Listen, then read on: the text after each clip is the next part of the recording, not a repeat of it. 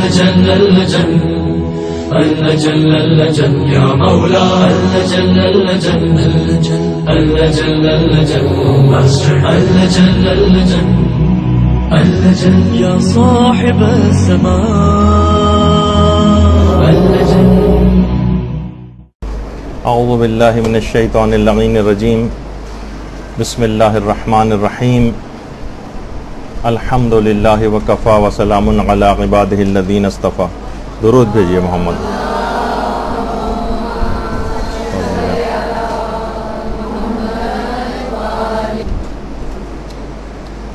رمضان کے گزرنے کے بعد مسائل فقہ تو چلتے رہیں گے. آج ایک ہلکے پھلکے ایک موضوع کا انتخاب کیا ہے. خدا کے فضل و کرم سے آپ سب لوگوں کی نیابت میں اس سال زیارت ایران کے سفر کا افتخار اور سعادت جو ہے وہ حاصل ہوئی. اللہم صلی علی محمد وعلی محمد.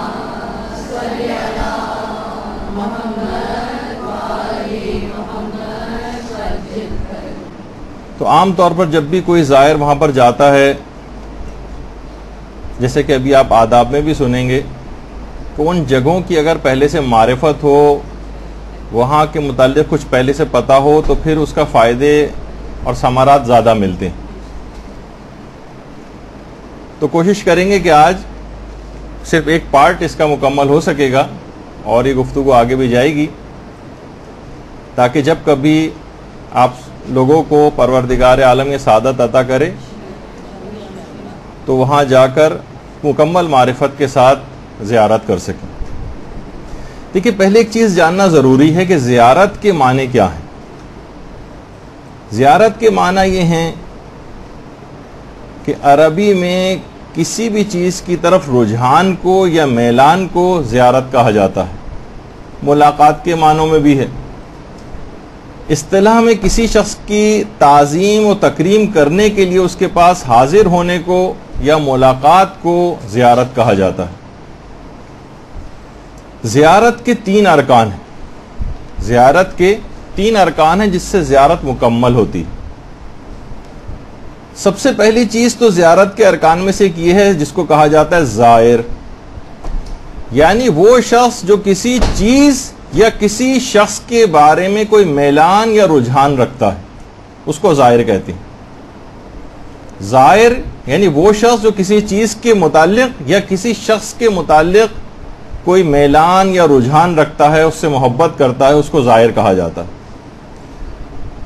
اس کو زائر کہتے ہیں. یہ پہلی چیز ہے کہ جس سے زیارت کے جو ارکان میں سے ہے. دوسری ارکان میں سے اس کو کہتے ہیں مزور. مزور یعنی جس کی زیارت کی جاتی، یعنی وہ شخص یا وہ چیز جس پر کسی زائر کا رجحان ہوتا ہے، اس کو مزور کہتے ہیں. یعنی آئمہ اطہار علیہم السلام یا معصومین علیہم السلام یا جن کی زیارت کے لیے انسان جاتا ہے. درود بھیجیے محمد و آل محمد صلی اللہ علیہ وسلم.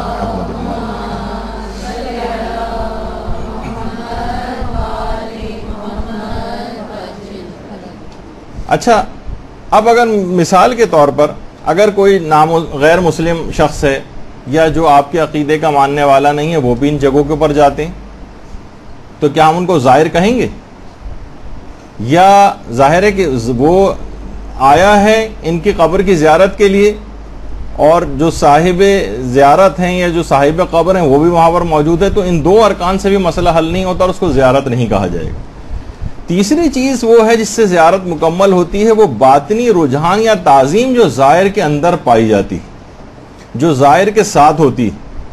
ان میں سے کوئی بھی اگر ایک رجحان، یہ جو چیز ہے وہ کم ہو جائے تو زیارت مکمل نہیں ہوگی، بلکہ اس کو زیارت کہا ہی نہیں جائے گا. یا ایک چیز ہے زائر، ایک ہے مزور، اور وہ باطنی رجحان یا تعظیم کہ جو کہ زائر کے اندر ہوتی ہے. اچھا، اب جس قدر بھی اب دیکھیں کہ ہمارے جو علماء ہیں، مراجع ہیں، جب زیارت کے لیے جاتے ہیں، جو حالت ان کی ہوتی، کبھی اگر آپ انٹرنیٹ پہ آیت اللہ شیخ جواد تبریزی جو آپ کے سامنے ہیں اس وقت، جن کی تصویر کبھی حضرت زینب سلام اللہ علیہ کے روضے کی زیارت کے لیے جب گئے تھے، اللہم صلی علی محمد و آل محمد،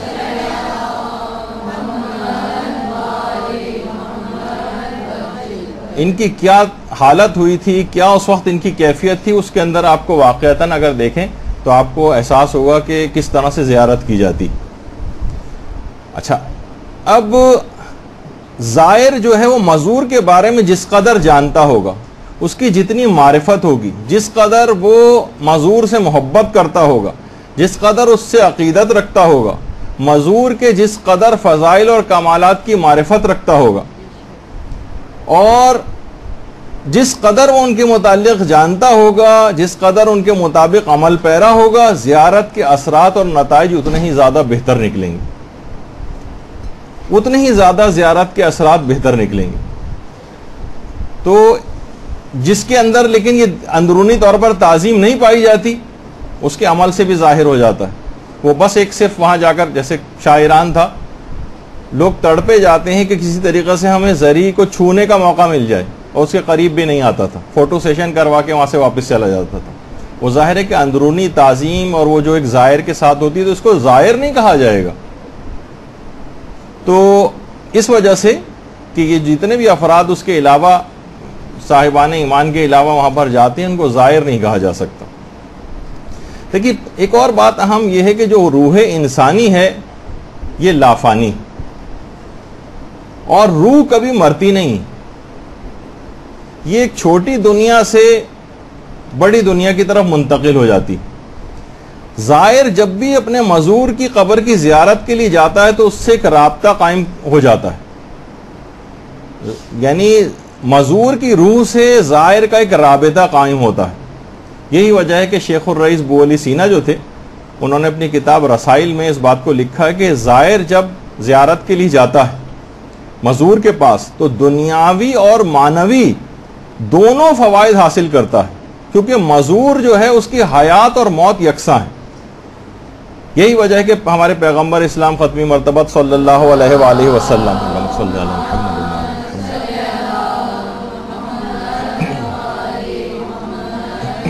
وہ فرماتے ہیں کہ جو بھی ہمارے مرنے کے بعد ہماری زیارت کرتا ہے وہ اس شخص کی مانند ہے جس نے ہماری زندگی میں ہم سے ملاقات کی ہے، اور میں دونوں حالتوں میں اس کا گواہ ہوں، اور قیامت کے دن اس کی شفاعت میرے ذمے۔ یعنی پیغمبر کی قبر کی یا قائمہ میں سے کسی کی قبر کی زیارت اگر کی جائے تو ان کی ظاہری حیات اور موت اس میں کوئی فرق نہیں، اور باقاعدہ یہ جو پیغمبر کی حدیث ہے یہ ابن قولویہ نے کامل الزیارات کے اندر نقل کی۔ اسی طریقے سے اس میں دور اور نزدیک کا بھی کوئی فرق نہیں۔ سفینۃ البحار میں شیخ عباس قمی نے جو روایت لکھی ہے پیغمبر اسلام سے کہ اگر میری زیارت کے لیے نہ آ سکو تو میرے لیے درود و سلام بھیجا کرو، اللہم صلی علی محمد و آل محمد۔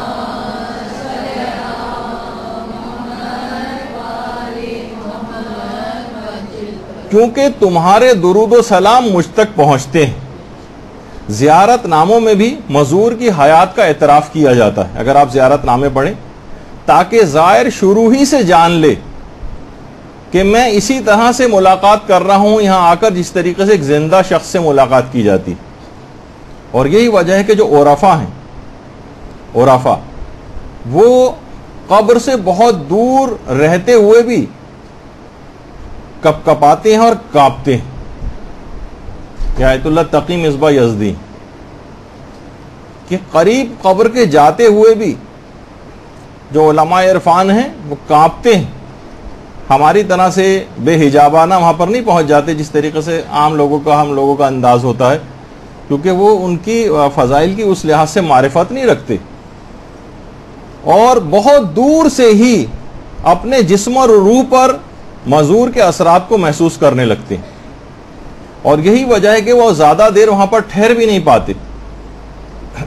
معصومین کے جلال و جمال کی اتنی تاب نہیں رکھ پاتے وہ کہ جس طریقے سے ایک حق ہوتا ہے کہ وہاں انسان جب جاتا ہے تو جو اس کی کیفیت ہوتی ہے، ہم علماء اور مراجع کی ہم جب آپ دیکھیں گی تصاویر اور وہ کہ ان کی کیا حالت ہو جاتی، کیونکہ وہ ان کی مکمل جس حد تک بھی ممکن ہے کہ انسان کے لیے اتنی معرفت رکھتی. اور یہی وجہ ہے کہ مفاتی میں 15 رجب کی جو زیارت امام حسین علیہ السلام ہے، اللہم صلی علی محمد و علی محمد،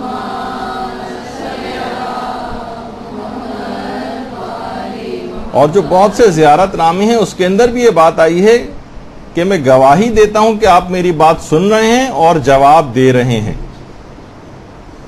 جب بھی علماء فرماتے ہیں کہ جو مزور کی روح ہے یہ مجرد ہوتی، زائر ہر جگہ ہر وقت ان کی طرف توجہ کر کے ان سے اپنے مطلب اور مقصد کو حاصل کر سکتا.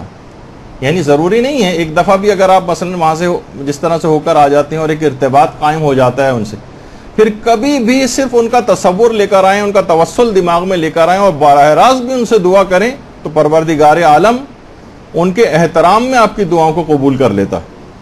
میرے ایک اپنے قریبی دوست ہیں، انتہائی ایک متقی و پرہیزگار شخصیت، وہ خود فرماتے ہیں کہ جب بھی مجھے کوئی مسئلہ پیش آتا ہے بس میں معصومہ قوم کی طرف روزے کا قصد دماغ میں لے کر آتا ہوں اور ان سے براہ راست مخاطب ہو کر کہتا ہوں کہ معصومہ میرے اس کام کو کروا دیجیے، اور وہ کام میرا لازمی ہو جاتا ہے.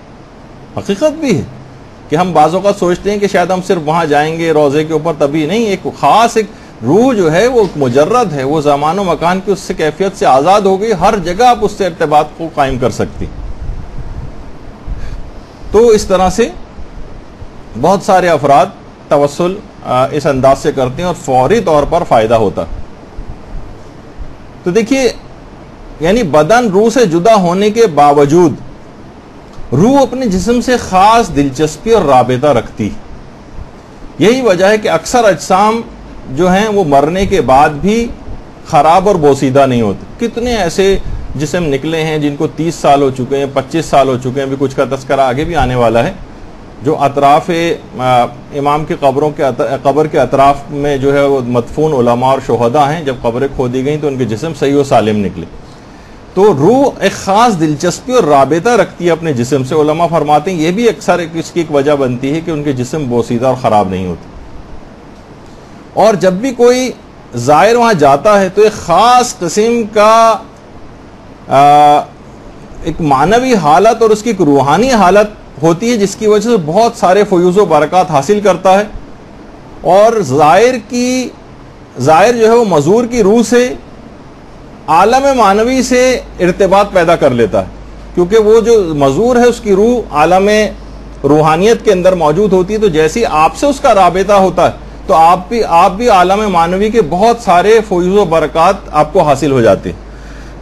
تو ان سب چیزوں کی بڑی اہمیت ہے زیارت پہ، اس وجہ سے آپ کو بار بار جانے کی دعائیں بھی ہیں، توفیقات کے لیے بھی انسان مومن دعا کرتا ہے. اس کی بہت ساری وجوہات ہیں کہ جو فیوز و برکات وہاں سے حاصل ہوتے ہیں، ورنہ دور رہ کر بھی بہت سی چیزوں میں آپ توسل کر سکتے ہیں. کیوں آپ کو حکم ہے کہ اتنا پیسہ خرچ کرو، اتنی زحمتیں اٹھاؤ اور وہاں جاؤ. تو ایک خاص ایک معنوی ایک ارتباط عالم معنوی اور عالم روحانیت سے آپ کو وہاں پر حاصل ہو جاتا ہے.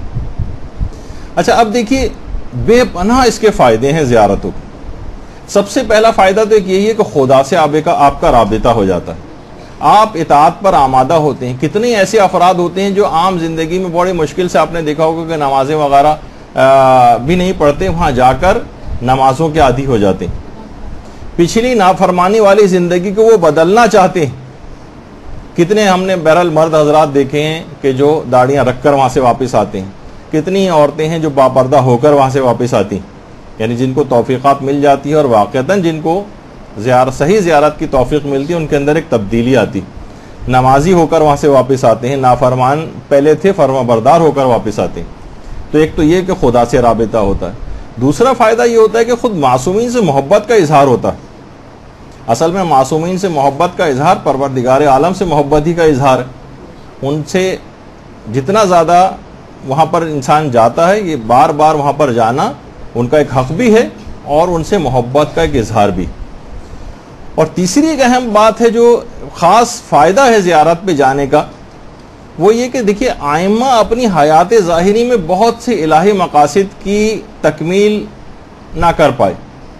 یعنی جس حد تک جو ان کا ارادہ تھا، جو ان کی خواہشات تھیں، وہ پوری نہ ہو سکی کیونکہ افراد ان کے پاس اتنے دستیاب نہیں تھے. جان نثار افراد کا فقدان جو ہوتے تھے، ان پر مظالم ہوتے تھے، شہید کر دیے جاتے تھے.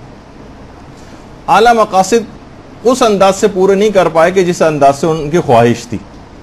تو اس لحاظ سے زائر یہاں آ کر ذاتی طور پر ایک عہد و پیمان کرتا ہے کہ مولا میں آپ کے مشن کو اپنی بساط اور ہمت کے مطابق آگے بڑھاؤں گا اور میں آپ کے دین کے لیے کام کروں گا. آپ کی جو خواہش تھی جس کو آپ پائے تکمیل تک نہ پہنچا سکے، میں تجدید بیعت کے لیے آپ کے پاس آیا ہوں اور میں یہاں سے اب آپ سے بیعت کر کے واپس جا رہا ہوں اور میں اس مقصد کو جا کر پورا کروں گا. ورنہ دیکھیے گھر میں رہ کر بھی آپ توسل کر سکتے تھے، اگر حاجات ہی مانگنی تھی تو ان کے وسیلے سے یہاں رہتے ہوئے بھی مانگی جا سکتی تھی، لیکن وہاں جانا اپنی وفاداری کا ایک اظہار ہے، تجدید بیعت ہے اور عہد و پیمان ہے وہاں پر جانا اس لحاظ سے. اور ایک اور بہت بڑا فائدہ جو ہے زیارت کا وہ ایک اجتماعیت ہے. دیکھیے اس کی بہت اہمیت ہے اجتماعیت کی. اگر آپ اس کے اندر واقعی اس کو دیکھیں، اجتماعیت کی جتنی اہمیت ہے کہ جتنا اجتماع ہوتا ہے نا دشمنوں کے دلوں پر اتنی زیادہ اس کی ہیبت طاری ہوتی. یہ سیاست اسلامی ہے، باطل مروب ہوتا ہے. کیوں حکم ہے کہ نماز کو جماعت کے ساتھ پڑھو؟ کیوں حکم ہے کہ اور بھی بڑے اجتماع کے اندر جاؤ، جمعے کے دن اطراف سے بھی آ کر اجتماع کو اور بڑا کرو، عیدین میں اور اس سے بڑا کرو، حج پہ اس سے بھی بڑا کرو. اور زیارات کے اندر ہم دیکھ رہے ہیں کہ کروڑوں کے اوپر جو ہے وہ مجمع پہنچنے لگا ہے. اس سے باطل اندرونی طور پر تھر تھرا جاتا ہے. آپ دیکھتے ہیں کہ صرف آج ہی کی جو صورتحال ہے ملک کے اندر کہ 1,00,000 2 لاکھ افراد بھی جمع ہو جائیں تو مملکتیں جو ہیں ہلنے لگتی ہیں. تو کسی جگہ پر کروڑوں کا اجتماع ہونے لگے تو باطل کے دل میں ایک مایوسی پیدا ہوتی. تو بہرحال اجتماعیت کے اندر ایک بڑا اہم چیز ہے. اور واقعی دیکھیں کہ جس وقت انسان اجتماع میں ہوتا ہے اس وقت اتنی دیر وہ گناہوں سے بھی بچا رہتا ہے. کتنے ایسے افراد ہوں گے جو اجتماع کی وجہ سے لوگوں کے درمیان میں ہوتے ہوئے، مثلا سب لوگ نمازی ہیں تو اس بے نمازی کو بھی نماز پڑھنی پڑ جاتی.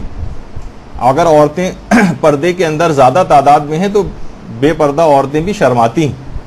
تو بہرحال اور اتنے بڑے اجتماع کو دیکھ کر آپس میں اتحاد اور یکجہتی کا ایک احساس بھی بیدار ہوتا ہے. مومنین کی طاقت کا اس میں اظہار ہوتا ہے.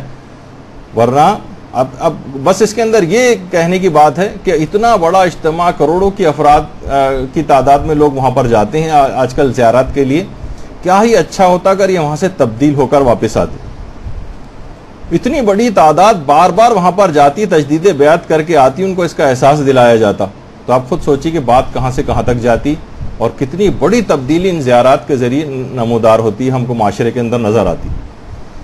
تو بہرحال دیکھیے اس کے کچھ اہداف اور کچھ مقاصد ہیں کہ زیارت پہ جانے سے خود ایک مقصد تو ہمارے 8ویں امام علی رضا علیہ الصلوۃ والسلام نے بتایا صلی اللہ علیہ وسلم.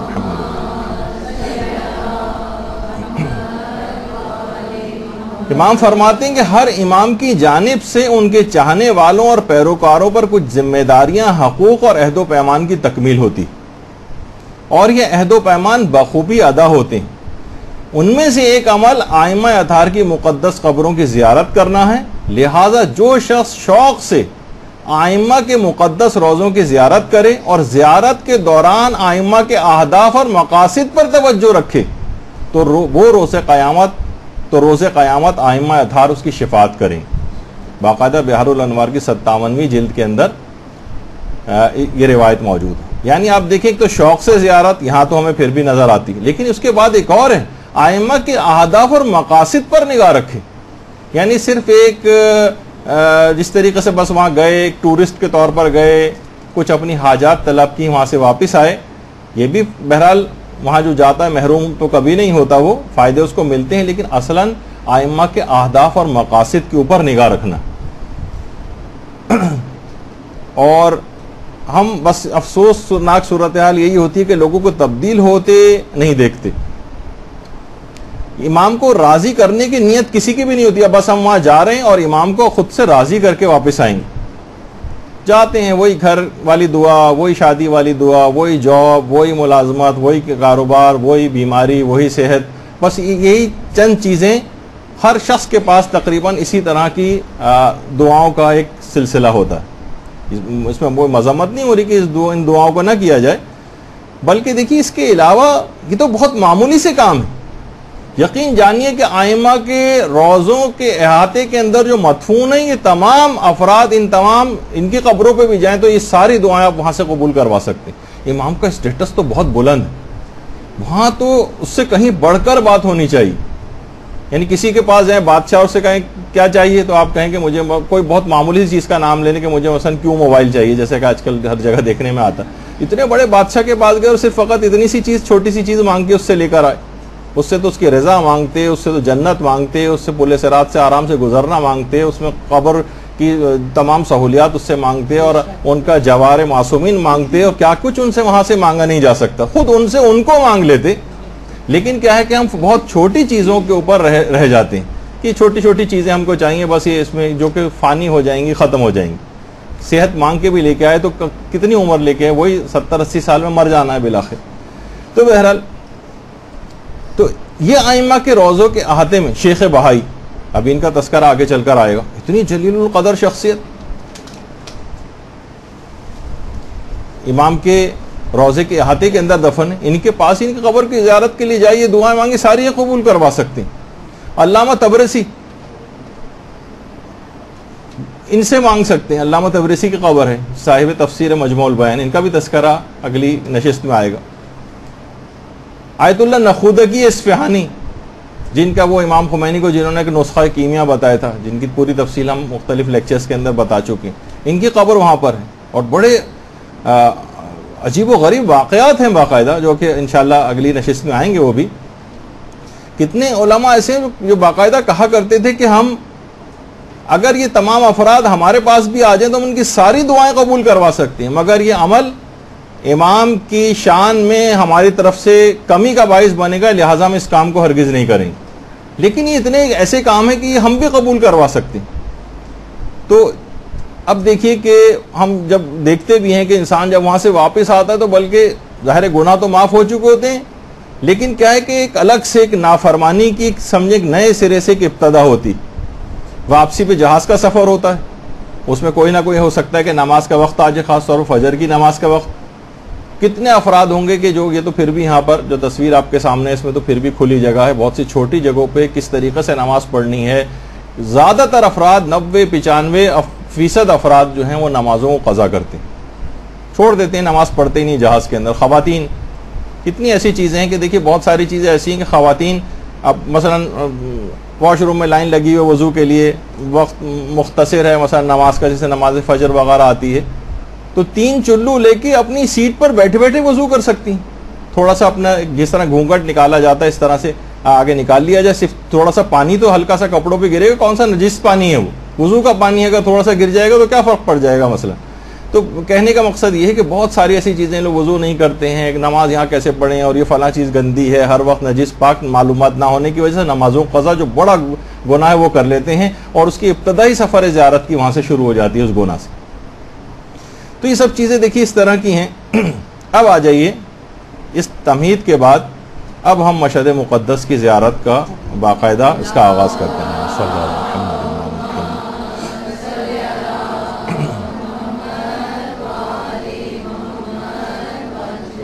دیکھیے آج سے تقریباً 1200 سال پہلے مشہد گاؤں تھا خراسان صوبے کا، اور یہ تو خیر 1200 سال پہلا نہیں، یہ تو بہت بات کا تصویر آپ کے پاس ہے، لیکن 1200 سال پہلے کی بات بتا رہا ہوں کہ صرف ایک گاؤں ہوا کرتا تھا،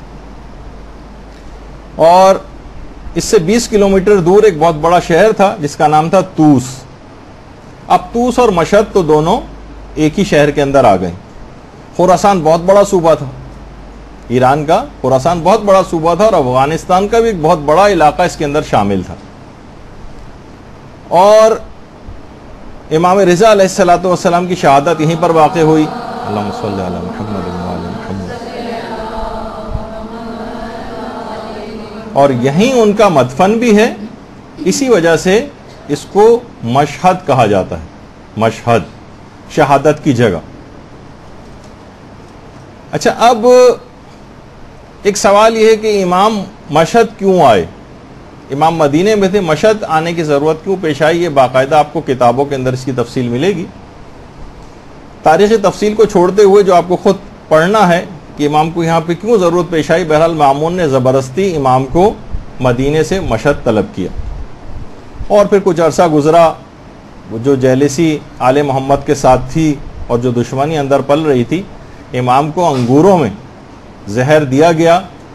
باقاعدہ کچھ روایتوں میں کس طرح سے ناخنوں کے اندر زہر بھر کے اس کے اندر ملایا گیا. کچھ کہتے ہیں کہ سوئیوں کے اندر زہر جو ہے وہ انگوروں کے اندر داخل کیا گیا، اور اس کے نتیجے میں پھر امام کی شہادت واقع ہوئی. اور پھر مامون نے اپنے باپ ہارون کی قبر کے قریب ہی امام کو دفن کیا. آج ہارون کی قبر کا کوئی نام و نشان نہیں ہے. ابن بطوطہ نے باقاعدہ اپنے سفر نامے میں لکھا، جو آج سے تقریباً 700-800 سال پہلے لکھا گیا، کہ اس نے کہا کہ میں نے دیکھا کہ لوگ ہارون کی قبر کے قریب ہی امام رضا علیہ السلام کی قبر، اور میں نے دیکھا کہ لوگ آتے ہیں امام کی قبر کو بوسہ دیتے ہیں اور ہارون کی قبر پر ایک لات آ کر مارتے ہیں. یہ باقاعدہ ابن بطوطہ نے اپنے سفر نامے میں لکھا ہے. تو اس سے آپ اندازہ لگائیے کہ یعنی وہی ہارون کہ بالکل آپ کے سامنے جو ابھی ہے، یہ باقاعدہ امام کی اصلی قبر مبارک جو بالکل نیچے کی طرف ہے، اس کی آپ زیارت کر رہی ہیں. اللہم صلی علی محمد و علی محمد.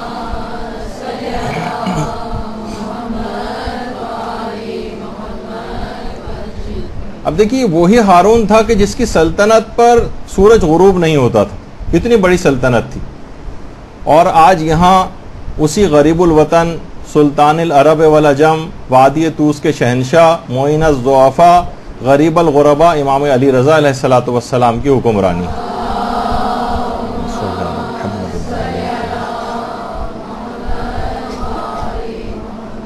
اور یہ شہر مقدس مشہد مقدس جس کو کہا جاتا ہے. علماء تڑپتے ہیں یہاں آنے کے لیے. جب کچھ زائرین گئے تھے عراق اور باقاعدہ آغا سیستانی سے جا کر ملے تھے،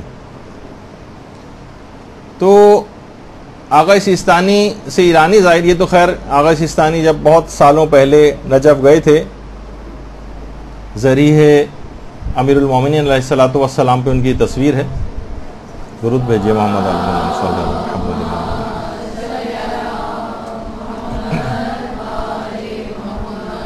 تو ایرانی زائرین نے کہا آغا آپ ایران کیوں نہیں آتے، آپ مشہد کیوں نہیں آتے؟ تو آغا سیستانی نے کہا کہ میری کچھ مجبوریاں ہیں، لیکن آپ یقین جانیے کہ میرا جسم نجف میں رہتا ہے لیکن میرا دل مشہد مقدس میں رہتا ہے. تو علماء مراجع آج بھی ادھر حوضے کی چھٹیاں ہوتی ہیں، جیسے ابھی گرمیوں کی چھٹیاں حوضہ بند تھا، تو سارے قوم سے علماء مشہد تشریف لے جاتے ہیں. اگر آپ ایران ٹی وی وغیرہ دیکھیں اور وہاں پر، تو آیت اللہ ناصر مکارم شیرازی کسی صحن میں نماز پڑھا رہے ہیں، کہیں کوئی عالم پڑھا رہے ہیں، کہیں کوئی عالم پڑھا رہے ہیں. تو اس طرح سے علماء مراجع وہاں کا رخ کرتے ہیں. پہلے بھی آیت اللہ محمد حسین طباطبائی آخری دنوں میں جب شدید بیمار ہو گئے تھے، بہت شدید بیمار، تو اس بیماری کے عالم میں کہا کہ میں مشہد جانا چاہتا ہوں. ڈاکٹروں نے منع کیا نہیں کہ آپ کی صحت اس قابل نہیں کہ آپ مشہد جائیں. انہوں نے اپنے بیٹے سے کہا کہ میرے بیٹے، میرے مرض کا علاج کسی ڈاکٹر کے پاس نہیں ہے، میرا علاج مشہد کے علاوہ کسی جگہ ممکن نہیں. بہر صورت بہت ضد کی اور مشہد گئے. تو لوگوں نے کہا اچھا ٹھیک ہے، مشہد میں ہم آپ کو کسی پرفضا مقام کے اوپر، پہاڑی علاقہ ہے، ادھر ادھر پرفضا مقامات بھی وہاں ٹھہرا دیتے ہیں. کہا کہ نہیں، میں حرم امام رضا کے علاوہ کہیں پناہ نہیں لے سکتا، مجھے وہیں لے کے چلو. اتنا فوق العادہ احترام کرتے تھے، اتنا احترام، کہتے تھے کہ اگر یہ منانا ہوتا اور میرا بس چلتا تو میں مسجد گوہر شاد سے لے کر ذریح مقدس تک کی زمین کے ایک ایک حصے کا بوسہ لیتا. جسے کہا جاتا نا کہ انسان اپنی پلکوں سے وہاں پر جھاڑو دے پورے، یعنی ایسی کیفیت وہاں جا کر ہونی چاہیے کسی بھی زائر کی. اتنے بڑے بڑے علماء اور مراجع کہتے ہیں کہ اگر مجھے ہوتا تو میں صحن کے ایک ایک جگہ کا بوسہ لیتا. تو آیت اللہ محمد حسین طباطبائی کی ایک اور خصوصیت یہ تھی کہ کبھی بھی اپنے ہاتھ کا بوسہ کسی کو نہیں لینے دیتے تھے. ایک مومن آیا، بہت دور سے آیا، کہنے لگا میں بہت دور سے آیا ہوں، کسی دوسرے شہر سے آیا ہوں اور چاہتا ہوں کہ آپ کے ہاتھ کا بوسہ لوں. انہوں نے کہا ایسا کرو صحن امام رضا جاؤ اور وہاں کی زمین کو بوسہ دو. میرا ہاتھ تو رہا ایک طرف, میرے سر کا بھی بوسہ لینے سے کہیں زیادہ بہتر ہے کہ وہاں کی زمین کو جا کر بوسہ دو. ایک عالم تھے, بڑے خستہ حال, کسی دوسرے شہر سفر کر کے آئے تھے. انسان ظاہر کسی دوسرے شہر سے آتا ہے, کپڑے میلے کچیلے ہیں, جسم اس طرح کا اس کا ہوا ہے, زہری کی طرف جا نہیں رہے تھے. علامہ محمد حسین طباطبائی نے کہا کہ جاؤ, زہری کی طرف کیوں نہیں جاتے ہو؟ کہا بہت آلودہ ہوں, میلا کچیلا ہوں, سفر کر کے آیا ہوں اور میری ہمت نہیں پڑ رہی. کہاں یہ حرم مقدس اور کہاں میری یہ حالت, میری ہمت نہیں ہے کہ میں امام کی قبر کی طرف جاؤں. تو آیت اللہ طباطبائی نے کہا کہ طبیب کے لیے مریض کی بری حالت ملنے سے مانے نہیں ہوتی. یہ دار الشفاء آل محمد ہے اور امام رضا طبیب الاطباء ہیں, ڈاکٹروں کے بھی ڈاکٹر ہیں. تکلف نہ کرو اور داخل حرم ہو جاؤ. اللہم صلی علی محمد محمد.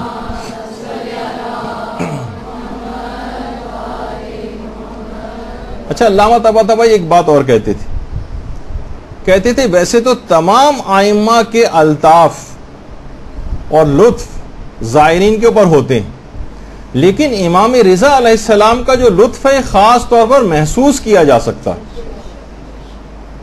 سب ائمہ کے روضوں کے اوپر جائیں گے, خاص طرح کا ایک الطاف اور کرم ان کا ہوگا اپنے زائر پر, کہہ رہے ہیں, لیکن خاص طور پر امام رضا کا لطف و کرم زائر محسوس کر سکتا ہے.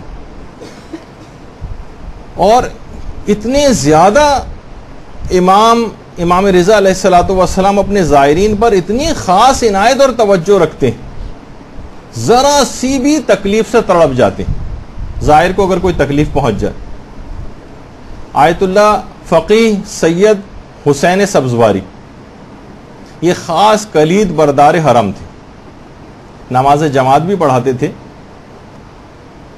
اور نماز کے لیے جس وقت یہ ایک دن نکل رہے تھے تو زائرین کا بہت ہی زیادہ رش تھا, کوئی مخصوصی تھی, جگہ جگہ زائرین کھڑے ہو کے زیارتیں پڑھ رہے تھے. اچھا, وقت ہو گیا, اذان ہو گئی ہے, وقت نکلا جا رہا ہے, تیز رفتاری کے ساتھ جا رہے ہیں, لیکن رش کی وجہ سے اپنی جگہ تک پہنچ نہیں پا رہے تھے.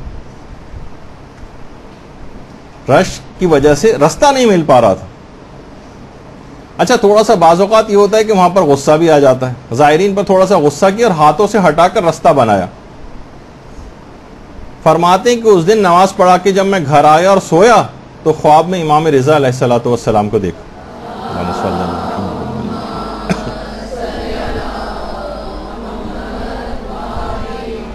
امام کو سلام کیا. امام نے نہایت سرد مہری سے سلام کا جواب دیا, کوئی التفات ہی نہیں کیا, گویا جیسے چہرے کو رخ پھیر لیا. کہا کہ مولا مجھ سے کیا قصور ہو گیا ہے؟ کہا کہ تم نے میرے زائرین کو رنجیدہ کیا ہے, لہٰذا مجھے بھی رنجیدہ کر دیا. اب آیت اللہ سید حسین سبزواری سخت پشیمان ہوئے, تڑپ گئے. کہ کہا مولا کیا اب میں آپ کی خدمت کے لائق نہیں رہا؟ کلید بردار حرم تھے, نماز بھی پڑھاتے تھے, سمجھے چابیاں حرم کی ان کے پاس تھیں. کہا کہ نہیں, تم لائق ہو, اگر ایسا نہ ہوتا تو اتنے عرصے تک حرم کی کلید تمہارے سپرد نہ کی جاتی. تو ذرا سی تکلیف کے زائرین کو اپنے ہاتھوں سے ہٹا کر اور کچھ ہلکا سا غصہ کر کے, اور نماز کون سا اپنے کسی کام کے لیے جا رہے تھے, الگ سے نماز جماعت پڑھانی تھی, ایک ذمہ داری کے طور پر جا رہے تھے, لیکن یہ بھی امام کو پسند نہیں آیا کہ میرے زائر کے ساتھ اس طرح سے ان پہ ہلکے سے غصے کا بھی اظہار کیا جائے. اور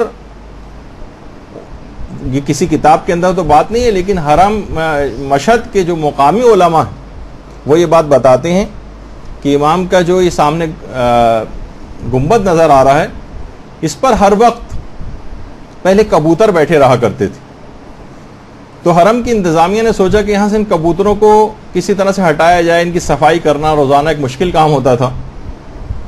تو کہا کوئی ایسا طریقہ کار یہاں پر کرتے ہیں, کوئی ایسی چیز کرتے ہیں جس سے یہ یہاں سے یہ بیٹھنے ہی نہ پائیں اور کبوتر یہاں سے چلے جائیں, سمجھے روزے کے اطراف میں بھی نہ آئیں. تو باقاعدہ حرم کے جو ذمہ دار تھے ان کے خواب میں امام رضا علیہ السلام آئے اور آ کر کہا کہ یہ پرندے بہت دور دور سے ہماری قبر کی زیارت کے لیے آتے ہیں, تو ان کو خود سے مت ہٹاؤ, اور اس کے بعد بالکل اس گنبد کے سامنے ہی جو چشمہ شفا ہے وہاں پر, یہ جو ہے آپ کے سامنے جو اسی بالکل سامنے ہی ہے اس کے, یہاں پر پھر خود بخود کبوتروں نے اپنا ڈیرا بنا لیا اور اب یہاں اگر بیٹھتے ہیں اور گنبد کے اوپر نہیں بیٹھتے، اور 2 سال سے یہ سلسلہ بالکل جاری ہے کہ ایک کبوتر بھی گنبد پہ بیٹھا ہوا نظر نہیں آتا، اور سارے اس کے سامنے اللہم صلی علی محمد وعلی محمد. سفر کی تھکاوٹ تو مجھے ہونی چاہیے، لیکن لگ رہا ہے آپ سب لوگ کافی تھکے ہوئے ہیں. اللہم صلی علی محمد وعلی محمد.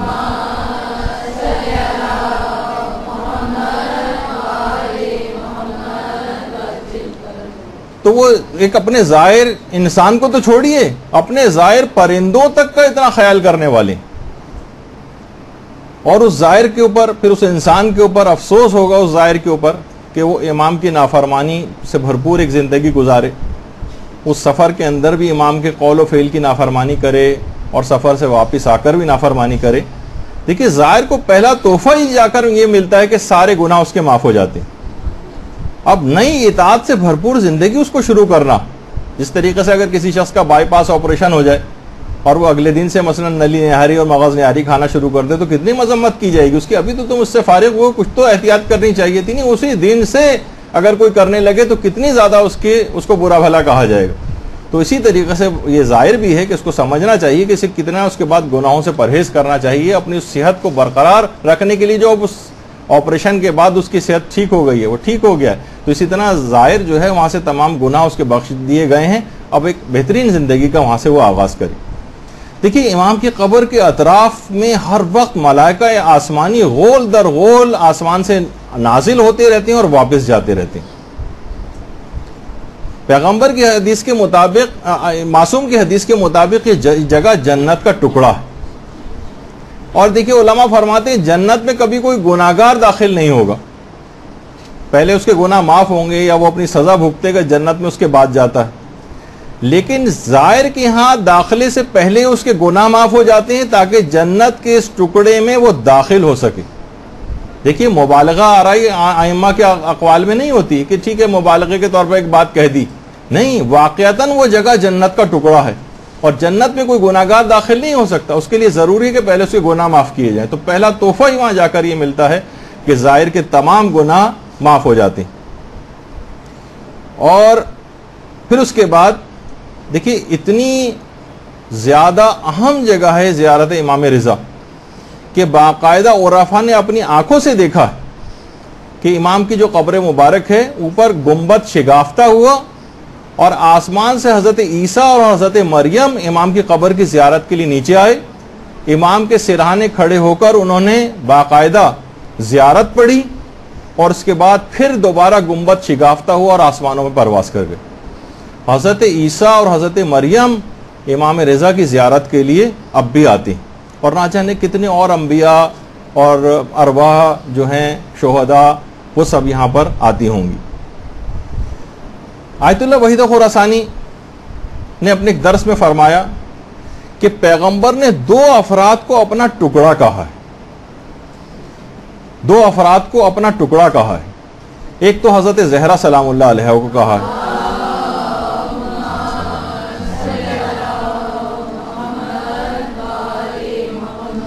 فاطمہ تو بضعۃ منی، فاطمہ میرا ٹکڑا. اور دوسرا کہا ہے امام رضا علیہ الصلوۃ والسلام کو پیغمبر نے. اللہم صلی علی محمد.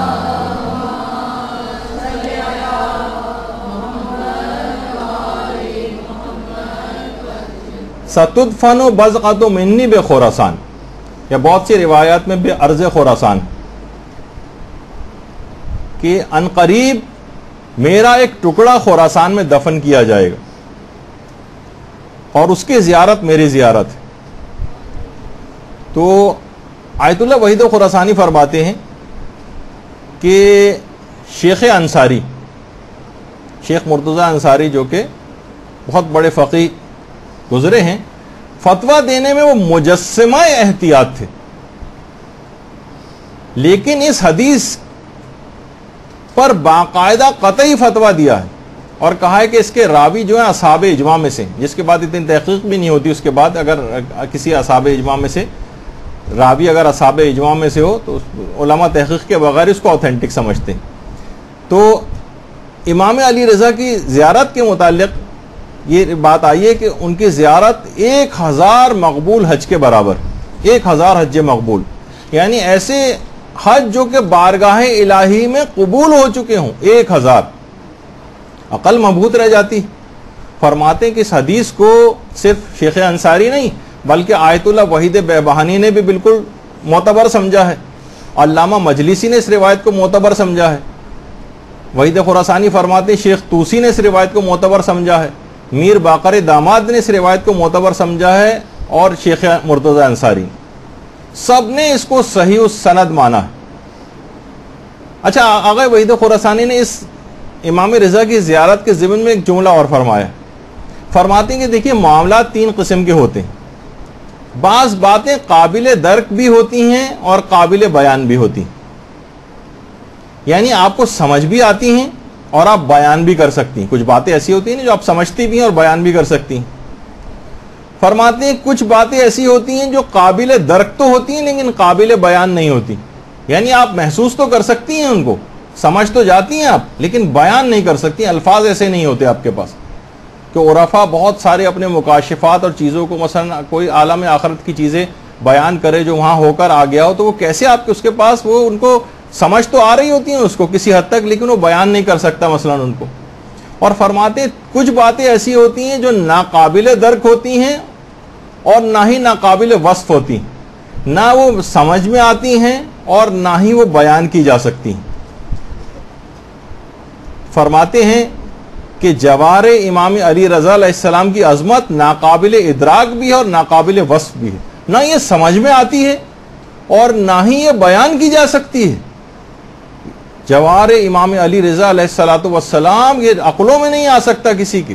اس جگہ کی عظمت، وہ جہاں پر مدفون ہے، وہاں کیا فیوز ہیں، کیا برکات ہیں، ظاہر وہاں جا کر کیا حاصل کر رہا ہے، کس طرح سے، یعنی وہاں کی اس کی کیسے ملائکہ کے غول در غول وہاں پر آ رہے ہیں، ان کی کیا عظمت و جلالت ہے، نہ وہ اس کو سمجھ سکتا ہے اور نہ یہ بات بیان کی جا سکتی. تو فرماتے ہیں کہ راوی جو تھا وہ بزنتی، وہ حیران رہ گیا، ایک قبر کی زیارت 1000 حج کے برابر، اور وہ بھی ایسے کہ جو بارگاہ الہی میں قبول ہو چکے ہوں. آیت اللہ ناصر مکارم شیرازی نے بھی باقاعدہ لکھا ہے کہ زیارت امام رضا کی فضیلت ہمارے برادران اہل سنت کی کتابوں میں بھی آئی، باقاعدہ ینابع المودہ اس کے اندر بھی یہی والی حدیث آئی ہے کہ ستدفن بضعۃ منی بخراسان، ان قریب میرے جسم کا ایک ٹکڑا خراسان میں دفن کیا جائے گا. پیغمبر فرماتے ہیں کہ جو بھی مشکلوں میں گرفتار شخص اس کی قبر کی زیارت کو آئے گا، خدا اس کی تمام مشکلات کو دور کر دے گا، اور جو گناہگار اس کی زیارت کو آئے گا، خدا اس کے تمام گناہوں کو بخش دے گا. اور خود نیاب المودت کے اندر لکھا ہے اہل سنت کی جو کتاب حضرت عائشہ سے روایت کہ پیغمبر نے فرمایا کہ جو بھی میرے بیٹے کی توس میں زیارت کرے گا اس نے گویا ایک حج انجام دیا. حضرت عائشہ حیران رہ گئی، کہا یا رسول اللہ ایک حج؟ پیغمبر نے فرمایا نہیں، 2 حج. وہ مزید حیران ہوئی، 2 حج کے برابر؟ پیغمبر نے فرمایا نہیں، 3 حج. اب حضرت عائشہ خاموش ہو گئی. پیغمبر نے فرمایا اے عائشہ اگر تم خاموش نہ ہوتی تو میں سلسلہ 70 حجوں تک لے کر جاتا. درود بھیجیے محمد علیہ.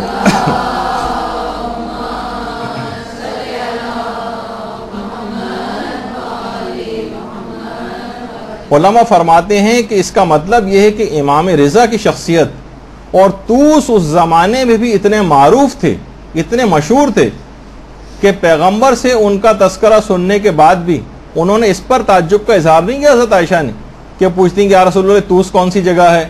یہ نہیں پوچھا کہ یا رسول اللہ یہ آپ نے کہا کہ میرا ایک بیٹا یہاں پر دفن کیا جائے گا، تو وہ بیٹا کون ہوگا؟ آپ کا تو کوئی بیٹا ہی نہیں ہے مثلا. وہ اس پہ کہنا چاہیے تھا نا. علماء فرماتے ہیں یہ نہیں کہا، بلکہ یہ کہا کہ اس متعلق کوئی سوال نہیں کیا، بلکہ اس کے ثواب کے متعلق سوال کیا.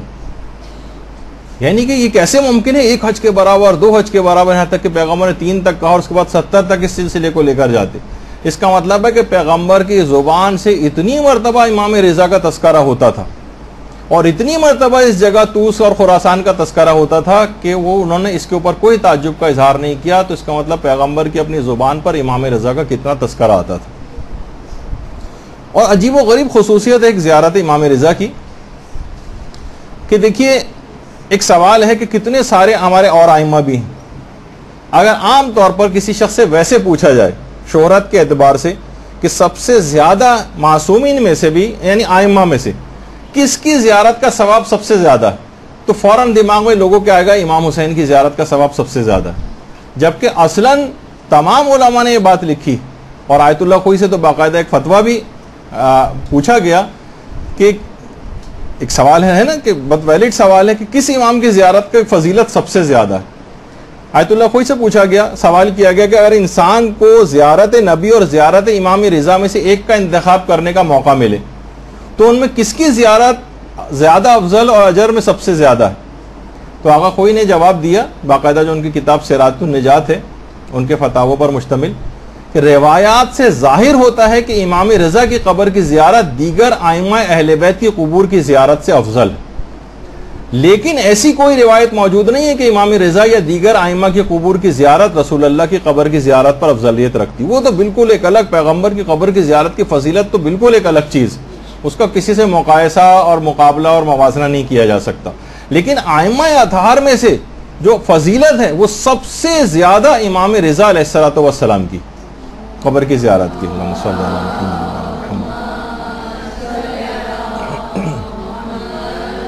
دیکھیں مختلف ائمہ کو مختلف الگ الگ فضیلتیں حاصل ہیں، وہاں کی زیارت کی فضیلت سب سے زیادہ ہے. لیکن مثلا یہ بھی سوال آقا خوئی سے پوچھا گیا کہ کون سی چیز زیادہ افضل ہے، حج مستحبی کے لیے عرفات میں وقوف کرنا اس دن زیادہ افضل ہے یا زیارت امام حسین یوم عرفہ کے دن وہاں جانا زیادہ افضل ہے؟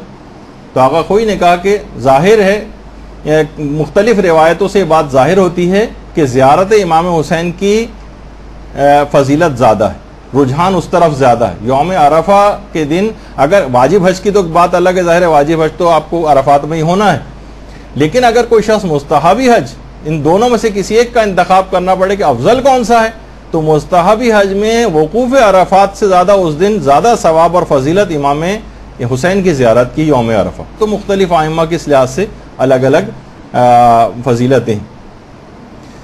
اچھا، دیگر ائمہ کی زیارت کے اندر بھی ایک فضیلت یہ ملتی ہے کہ وہاں جو شخص بھی جاتا ہے اس کے تمام پچھلے گناہ معاف ہو جاتے ہیں. البتہ دو اماموں کے متعلق روایت ایسی ہیں کہ جس میں ایک تو روایت ہمارے امام محمد تقی علیہ الصلوۃ والسلام کی امام رضا کے متعلق، اللہم صلی علی محمد و علی محمد.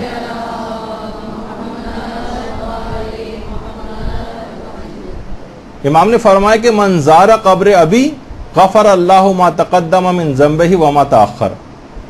جو شخص بھی میرے والد کی زیارت کرے پروردگار عالم اس کے تمام پچھلے گناہوں کو اور اس کے بعد آئندہ زندگی کے بھی تمام گناہوں کو معاف کر دیتا. دیکھیں پچھلے گناہوں کو یہ خصوصیت امام رضا کی ہے، اور یہ خصوصیت خاص طور پر اگلے گناہ معاف ہونے کے حوالے سے بھی، یعنی جو اس نے سرکشی وغیرہ کی وجہ سے وہ والے گناہ شامل نہیں کہ جو جان بوجھ کے اب اس کی روایت پتہ چل گئی اب جان بوجھ کے مثلا وہ گناہ کر رہے نہیں، ان وہ شامل نہیں. لیکن عام طور پر غفلت میں جو آئندہ زندگی میں بھی گناہ ہوتے ہیں وہ بھی آئندہ زندگی کی زیارت کے بعد کی زندگی کے گناہ معاف ہو جاتے ہیں. یہ خصوصیت امام رضا کی زیارت کی ہے، اور دوسری یہ خصوصیت امام حسین علیہ السلام کی زیارت کی بھی. تو سابقہ تمام گناہ اور آئندہ پیش آنے والے تمام گناہ یہ بھی معاف ہوتے ہیں. اچھا، اسی طرح سے اور امام فرماتے ہیں کہ نہ صرف گزشتہ اور آئندہ گناہ معاف ہوتے ہیں بلکہ جب قیامت کا دن طلوع ہوگا تو اس کا مقام، یعنی امام رضا کے ظاہر کا مقام پیغمبر اسلام کے ممبر کے سامنے ہوگا، یہاں تک کہ خدا مخلوقات کے حساب سے فارغ ہو جائے. یعنی پیغمبر کا جس جگہ پہ ممبر ہوگا وہاں پر امام رضا کے جو ظاہر ہے اسے وہاں پر لا کر کھڑا کیا جائے. اور باقاعدہ فرائض السمتین جو کتاب ہے اس میں بھی ہے یہ والی روایت، اور اس کے علاوہ امام محمد تقی علیہ السلام نے ہماری جو ایک شیخ صدوق نے روایت نقل کی ہے من لا یحذر الفقی کتاب میں، کہ طوس کے دو پہاڑوں کے درمیان زمین کا ایک ٹکڑا ہے جو جنت سے لایا گیا ہے، جو بھی اس میں داخل ہوگا وہ قیامت کے دن جہنم کی آگ سے محفوظ ہو جائے گا. اور یہ بات بھی امام نے فرمائی کہ جو بھی میری والد کی زیارت کرے ان کے حق کو پہچانتے ہوئے تو میں اللہ کی جانب سے اس شخص کے لیے جنت کا ضامن ہوں. دیکھیے تمام علماء نے اس بات کو لکھا. اگر آپ پوچھیں کہ امام کی معرفت یا ان کے حق کو پہچاننے سے کیا مراد، تو علماء فرماتے ہیں کہ یعنی ان کو ایسا امام ماننا جس کی اطاعت خدا کی طرف سے واجب قرار دی گئی. اطاعت واجب قرار دی گئی ہے تاکہ آپ اطاعت کریں، نافرمانی کے لیے نہیں ہے کہ بس صرف ان کو مان لو، ان کے نام سے واقفیت رکھو، یہ نہیں کہا گیا، بلکہ ایسا امام ماننا جس کی اطاعت پروردگار کی طرف سے واجب قرار دی گئی ہے تاکہ انسان ان کی اطاعت کرے. تو یہ تو تھا امام کے اپنے بیٹے امام محمد تقی علیہ السلام کا فرمان. اور خود آپ کے اپنے والد امام موسیٰ کاظم علیہ السلام نے کیا فرمایا اپنے بیٹے کے لیے؟ اللہم صلی علی محمد و علی محمد.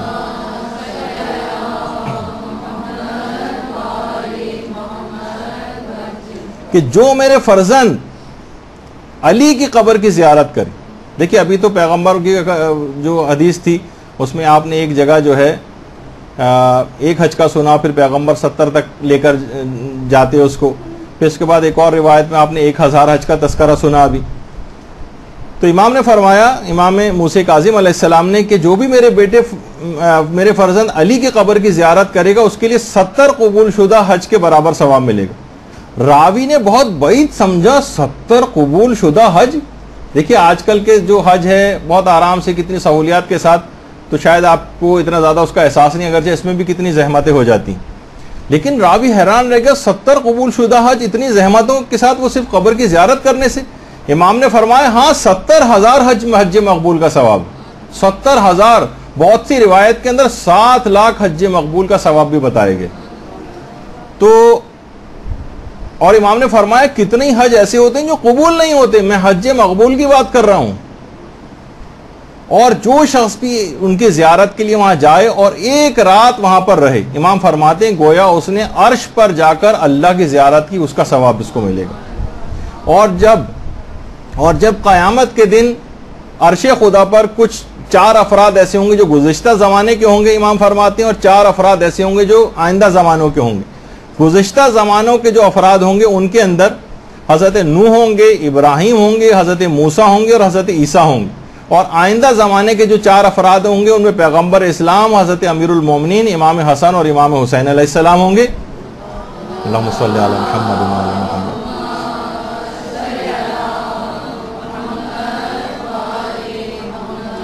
پھر امام فرماتے ہیں ان لوگوں کے ساتھ، یعنی پھر ہمارے ساتھ عرش پر وہ بیٹھیں گے جنہوں نے ائمہ کی قبور کی زیارت کی ہوگی. اور امام فرماتے ہیں کہ حقیقت یہ ہے کہ میرے فرزند علی کی زیارت کرنے والوں کا درجہ سب سے زیادہ بلند ہوگا، سب سے زیادہ بلند ہوگا، اور ان کی عطا بھی سب سے زیادہ ہوگی. ان کے والد نے کیا کہا ان کی زیارت کے متعلق، ان کے بیٹے نے کیا کہا، اب خود امام رضا علیہ السلام نے اس کے متعلق کیا چیز بتائی. جیسے ابھی آیا کہ 70,000 قبول شدہ حج اور 7 لاکھ قبول شدہ حج، اور یہ بھی فرمایا کہ میرے فرزند علی رضا کی زیارت کا رتبہ کرنے والوں کا رتبہ سب سے بلند ہوگا.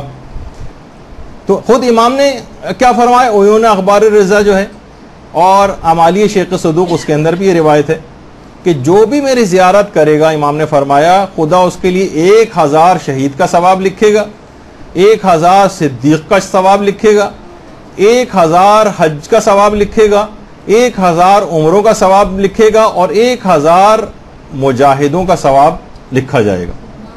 اور وہ بلند درجات میں جنت میں میرے ساتھ ہوگا. درود بھیجیے محمد و علی محمد.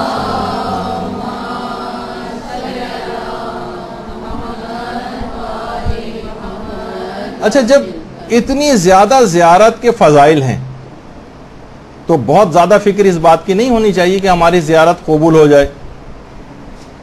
ویسے تو ہر شخص خود بخود کہہ رہا ہوتا ہے اس کو ملنے والے زیارت قبول مقبول ہر جگہ آپ کو سننے میں آتا رہتا ہے. زیارت کی قبولیت کا معیار کیا ہے؟ کیسے ہم سمجھیں گے کہ ہماری زیارت قبول ہو گئی؟ اس کی ایک اہم ترین علامت، اگر گزشتہ جو برائیاں ہم اپنے ساتھ لے کر گئے تھے اگر وہ ہم وہیں دفن کر کے آ جائیں تو سمجھ جائیے کہ امام کی زیارت قبول ہو گئی. دیکھیے ہمارے ساتھ سفر میں عالم بعمل مولانا سید محمد علی نقوی صاحب بھی تھے. انہوں نے بہت اچھا جملہ کہتے تھے دیکھیے بعض لوگ بلائے جاتے ہیں اور بعض بن بلائے آ جاتے ہیں. دیکھیے بن بلائے بھی تو آ جاتے ہیں نا. اب وہ تو ظاہر ہے کریم کی بارگاہ ہے, کوئی بن بلایا بھی آ گیا تو اس کو بھی محروم تو نہیں لوٹاتے, کریم ابن کریم ہے. تو ایک زیارت وہ ہے جو آپ کرتے ہیں اور ایک زیارت وہ ہے جو امام کرتے ہیں. اگر آپ تبدیل ہو گئے وہاں جا کر تو سمجھ جائیے کہ امام نے آپ کی زیارت کر لی. آپ نے تو زیارت کی, اس طرح ہم گئے زری کے اوپر گئے, وہاں سے واپس آ گئے, چلیں آپ کی زیارت اس لحاظ سے کہا جائے. لیکن ابھی تو تھا نا ظاہر مزور اور وہ باطنی رجحان. مزور بھی تو آپ کی زیارت کرے, ایسا ہے کہ جس سے ملنے جائیں دوسرا آپ سے ملاقات ہی نہیں کر رہا ہے, یا اس کی نگاہ میں آپ کی کوئی حیثیت نہیں, تو اس کو تھوڑی زیارت اس لحاظ سے کہا جائے گا. کہا کہ اگر آپ تبدیل ہو کر آئے ہیں وہاں سے تو سمجھ جائیے کہ امام نے آپ کی زیارت کو قبول کیا. اور اگر آپ ویسے ہی وہاں سے واپس آ گئے ہیں, وہی بھرپور زندگی اس طرح پہلے گزار رہے تھے, کوئی فرق ہی نظر نہیں آ رہا ہے, تو سمجھ جائیے کہ زیارت قبول نہیں ہوئی. ظاہر جو فائدے اور اس کریم کی بارگاہ سے حاصل ہونے وہ تو ظاہر کوئی شخص محروم نہیں رہے گا, مل ہی جائیں گے, لیکن اصلاً جو زیارت کا حق تھا وہ ادا نہیں ہو سکا. ایک اور خصوصیت جو امام کی قبر کی زیارت کی ہے, دیکھیے کسی جگہ کسی امام کی قبر کی زیارت کے لیے کہا جاتا ہے کہ وہاں پر عذاب قبر ساقط ہو جاتا ہے, کسی جگہ کہا جاتا ہے کہ مثلاً سوال منکر و نکیر ساقط ہو جاتا ہے. لیکن جو مشہد کی زیارت کے فائدے ہیں, اور خاص طور پر مشہد میں جو دفن ہونے کے فائدے ہیں, کہ اگر کوئی شخص مشہد میں دفن ہو جائے تو اس پر سے سوال منکر و نکیر بھی ساقط ہو جاتا ہے اور عذاب قبر بھی ساقط ہو جاتا ہے. بہت معمولی چیز آپ نے سمجھا, اس کو درود نہیں پڑھا. اللہم صلی علی محمد.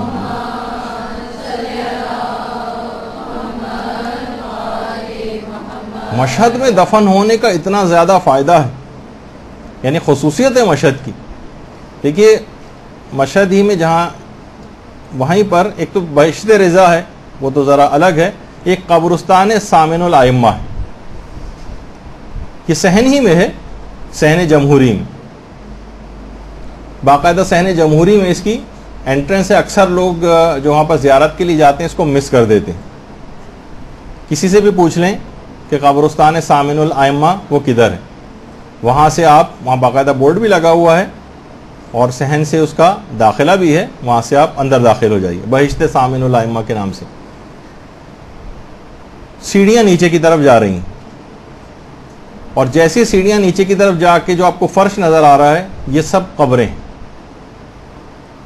اور سامنے ہی وہاں پر قبرستان میں جو داخلے کی دعا ہے السلام علی اہل لا الہ الا اللہ وہ لکھی ہوئی ہے, وہ سب پڑھتے ہیں وہاں پر. اور پھر اس کے بعد ایک اور زیارت ہے جو شہداء کی زیارت کے طور پر ہے, وہ پڑھی جاتی ہے, کیونکہ یہاں پر بہت زیادہ شہداء مدفون, اور یہاں پر بہت زیادہ قبریں ہی قبریں. اس میں مقامی علماء بھی ہیں, اور اس میں باہر کے جو افراد ہیں بہت سے زائرین بھی یہاں پر دفن ہوئے ہیں. ویسے ہی اتنی زیادہ ایسی جگہ ہے کہ کسی جگہ لکھی ہوئی تو نہیں ہے, لیکن وہاں کے مقامی علماء نے یہ بات بتائی ہے کہ یہاں پر ایک قبر کی جگہ کی جو قیمت ہے تقریباً 1.5 کروڑ پاکستانی کے برابر ہے. البتہ کہا کہ اس کو بہت زیادہ نہ سمجھا جائے, جو اس کی فضیلت ہے 1.5 کروڑ 1.5 روپے کے برابر بھی اس کے مقابلے میں نہیں ہے. بہت سے لوگوں جب یہ بات سنتے ہیں تو کہتے ہیں اچھا اس کا مطلب جو مالدار ہے وہ صرف وہ اس شرف کو حاصل کر لے گا, جو غریب لوگ ہیں وہ بیچارے کیا کریں. دیکھیے اعمال اگر اچھے ہوں تو کسی بھی جگہ یہاں پر بھی کہیں دفن کر دی جائیں, کسی کوڑے کے ڈھیر پہ بھی پھینک دیا جائے معاذ اللہ شہید کر کے یا کسی بھی طرح سے, تو بھی ان کے جوار میں پہنچا دیے جائیں گے.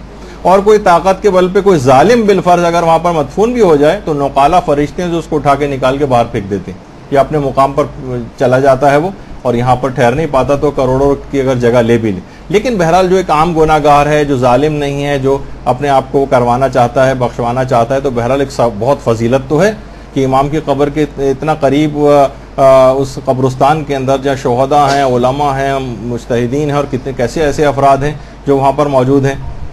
شہید خاص طور پر ان کی تصویریں بھی وہاں پر لگی ہوئی ہیں, علماء کی تصویریں بھی وہاں پر لگی ہوئی ہیں, اور بہت سے ایسے شہداء بھی وہاں پر ہیں جن کے بہت صحیح و سالم لاشیں 10-10 20-20 سال کے بعد بالکل ویسے ہی نکلیں. تو بہرحال اندر بھی آپ دیکھیں گے تو قبریں ہی قبریں, لوگ یہاں پر آتے ہیں, اور بہت زیادہ لوگ سب سے پہلے ہی جاتے ہیں. جو وہاں پر سوال اٹھتا ہے کہ قبروں پر چلنا کیسا ہے, قبروں پہ اس طرح کے جو نام لکھے ہوئے ہیں وہ کیسے ہیں, کیونکہ ایرانی یا حتیٰ کہ بہت سارے صاحبان علم بھی وہاں پر اس انداز سے ان کے اوپر چل بھی رہے ہیں اور ان کے اوپر قبروں کے اوپر بیٹھے ہوئے بھی نظر آتے ہیں بعض اوقات. تو لوگوں کو یہی اعتراض ہوتا ہے کہ ان ناموں کے اوپر چلنا یا بیٹھنا اس لحاظ سے کیا ہے. تو دیکھیے سب سے پہلی بات تو یہ قبروں کے اوپر چلنا حرام نہیں ہے. یہ تو خیر کنفرم بات ہے, کسی نے بھی اس کو حرام قرار نہیں دیا. البتہ یہ ضرور ہے کہ قبروں پر چلنا مکروہ ہے. آغا سیستانی نے فرمایا کہ معروف یہی ہے کہ قبروں پہ چلنا مکروہ ہے, اور دیگر علماء کا بھی یہی نظریہ ہے. کچھ نے یہ شرط لگائی ہے کہ اگر بلا ضرورت چلنا مکروہ ہے, لیکن ضرورت ہو تو پھر کراہیت ختم ہو جاتی ہے, لیکن حرام پھر بھی نہیں. جو علماء اس کے قائل ہیں کہتے ہیں کہ باقاعدہ بہت سے علماء کی تو وصیتیں ہیں کہ ہم ایسی جگہ دفن کیا جائے کہ جہاں طالب علم میری قبر کے اوپر چلتے ہوئے جائیں, زائرین میری قبر کے اوپر چلتے ہوئے جائیں. کچھ علماء کا رجحان اس پہ ہے کہ کچھ شاید روایات بھی اس کی تائید کرتی ہیں کہ مردے کو اس سے بہت زیادہ آرام ملتا ہے. جس طریقے سے کوئی جسم کسی کو دبایا جائے تو اس کو ایک آرام ملتا ہے, اس طرح قبروں پر جو زائرین چلتے ہیں اس سے مردے کو ایک آرام ملتا ہے. بہرحال یہ جہاں تک فقہی مسئلے کا تعلق ہے تو قبروں کے اوپر چلنا مکروہ بھی ہے, قبروں کے اوپر بیٹھنا بھی مکروہ ہے. تو یہ ایک دماغ میں رہے کہ بہرحال جو فتوے ہیں وہ تو یہی ہیں. اچھا, بہت سے لوگ ظاہر ہے کہ جو خاص طور پر انڈیا پاکستان وغیرہ کے افراد ہیں ان کا تو دل بھی نہیں مانتا ہے, اور بڑے احتیاط کے ساتھ کہ ہمارا کسی قبر کے اوپر جو نام لکھے ہوئے ہیں اس کے اوپر پاؤں وغیرہ نہ آ جائے, تو اس میں احتیاط میں کوئی ایسا مذائقہ بھی نہیں ہے. اور بعض اوقات لیکن ہم خود بھی دیکھتے ہیں کہ رہبر معظم جی جب قبرستان وغیرہ جاتے ہیں تو قبروں کے بالکل جو درمیان والی جگہ ہوتی ہے کہ کسی جگہ پاؤں نہ پڑے, بڑی احتیاط کے ساتھ اسی جگہ پہ چلتے ہوئے جاتے ہیں قبروں کے اوپر. اس لحاظ سے ناموں کے اوپر پاؤں, تاکہ ایک ظاہر ہے کہ مختلف جس طرح کے نام ہمارے ہاں رکھے جاتے ہیں کہ معصومین کے نام بھی اس میں ہوتے ہیں, تو ایک احتیاط کا پہلو رہے تو اس کے اندر کوئی ممانعت والی بات نہیں.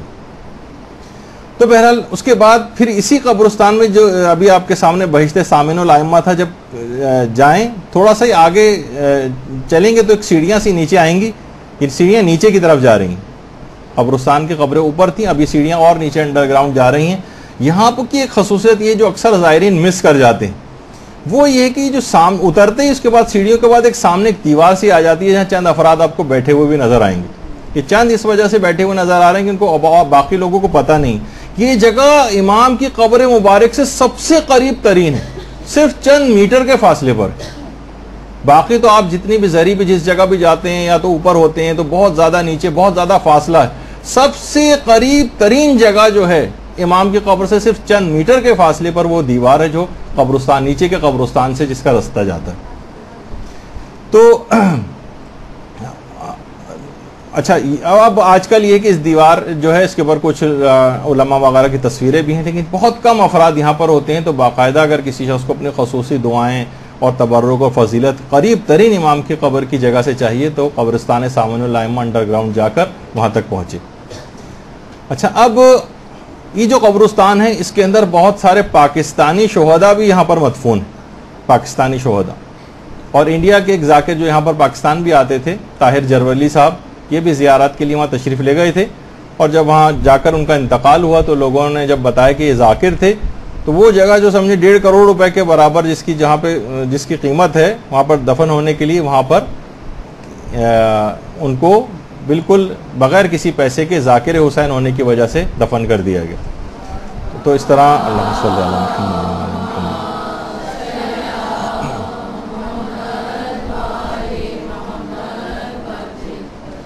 اچھا, اسی طرح سے پھر وہاں پر آیت اللہ شیخ حسن علی نخودکی اصفہانی کی قبر بھی, یہ صحن انقلاب کا جو شمالی حصہ ہے وہاں پر ان کی قبر ہے. یہ وہی ہیں کہ جنہوں نے امام خمینی کو کیمیا جو سکھائی تھی, اور جو سورہ طلاق کی وہ جو آیات اور آیت الکرسی وغیرہ کا جو عمل آپ کو بتایا تھا. اچھا, جب ان کا انتقال ہونے والا تھا تو ظاہر ہے کہ عام طور پر وہ جو مراجع ہیں وہ وہیں پر دفن کیے جاتے ہیں. تو انہوں نے باقاعدہ, لوگوں نے کہا ہمیں آپ کو دفن کرنا ہے, کہا میری ایک شرط ہے کہ مجھے تم کم سے کم 20 میٹر قبر کھود کے دفن کرو گے نیچے. 20 میٹر بہت ہوتا ہے, یعنی سمجھے کہ پانی نکل آئے اتنا نیچے. تو بہرحال کہا کہ لوگوں کو اس وقت بات سمجھ میں نہیں آئی, لیکن اب اتنے سالوں کے بعد اب پتہ چلا کہ شیخ حسن علی نخودکی اصفہانی نے کیوں, آخر جو وہاں کے مقامی علماء ہیں وہ بتاتے ہیں کہ کیوں ایسی انہوں نے وصیت کی تھی کہ مجھے اتنا زیادہ نیچے دفن کیا جائے. تو علماء یہی فرماتے ہیں کہ وہاں پر اب جب صحن کی ایکسٹینشن، یہ روزے کی ایکسٹینشن ہو رہی تھی، تو ظاہر ہے وہاں کھدائیاں ہوئیں کہ اب انڈر گراؤنڈ جو ہے وہ ایک نیچے ہال بنایا جائے گا اور اس کے بعد پھر پارکنگ بنائی جائے گی. تو نخودکی اصفہانی کو کیونکہ صاحب کرامت تھے، مستقبل کی بہت سی چیزوں کا علم ہو جاتا ہے، تو یہ تھا کہ جب یہ ایکسٹینشن ہوگی تو کھدائی کے اندر قبر کو کہیں اور منتقل کر دیں گے. تو پہلے ہی سے 20 میٹر نیچے دفن ہونے کی وصیت کر دی کہ اس کے بعد اب پارکنگ بھی وہاں پر بن گئی ہے اور انڈر گراؤنڈ بھی بن گیا، اس کے بعد بھی اس کی قبر ان کی اس کے وہیں پر موجود ہے. یہ سوچیں کہ اتنا پہلے سے صاحب کرامت ہونے کی وجہ سے بہت ساری چیزوں کا اس لحاظ سے علم ہوتا ہے، جو اس وقت باتیں سمجھ میں نہیں آ رہی تھی لیکن پھر بعد میں سمجھ آتی. تو بہرحال اس لحاظ سے ان کی قبر ڈسٹرب نہیں ہوئی اور وہیں پر ہی صحن انقلاب کا جو شمالی حصہ ہے وہیں پر یہ اب بھی مدفون ہے اور ان کی قبر کو منتقل نہیں کیا جا سکا. اچھا اب آ جائیے کچھ خاص، یہ ان کی قبر کا باہر ایک نام اور وہ سب کچھ بھی لکھ کے لگایا ہوا ہے تاکہ اگر آپ جانا چاہیں تو وہاں پر جا سکتے ہیں. زیارت قبر امام علی رضا کے آداب اور مستحبات کیا کیا؟ بے حجابانہ اسی طریقے سے منہ اٹھا کے وہاں پر نہیں چلے جانا چاہیے، اس سے کچھ آداب ہیں. دیکھیے پہلا ادب تو یہ ہے کہ انسان گھر سے ہی سفر زیارت پر جانے سے پہلے غسل کرے. جس وقت آپ سفر کے لیے نکلنے لگیں اس سے آدھے ایک گھنٹے پہلے کہ اب بس ہم جا رہے ہیں، اب ہماری فلائٹ ہے وہاں جانے کے لیے، ایک غسل زیارت امام رضا کے لیے گھر سے کریں. یہ آداب میں شامل ہے. پھر اس کے بعد جب وہاں پہنچ جائیں گے تو حرم میں زیارت پر جانے سے پہلے اپنے ہوٹل سے غسل کریں، حدث اکبر و اصغر سے انسان اپنے آپ کو پاک کرے، وضو غسل وغیرہ کرے، اس کے بعد پھر حرم کی طرف جائے.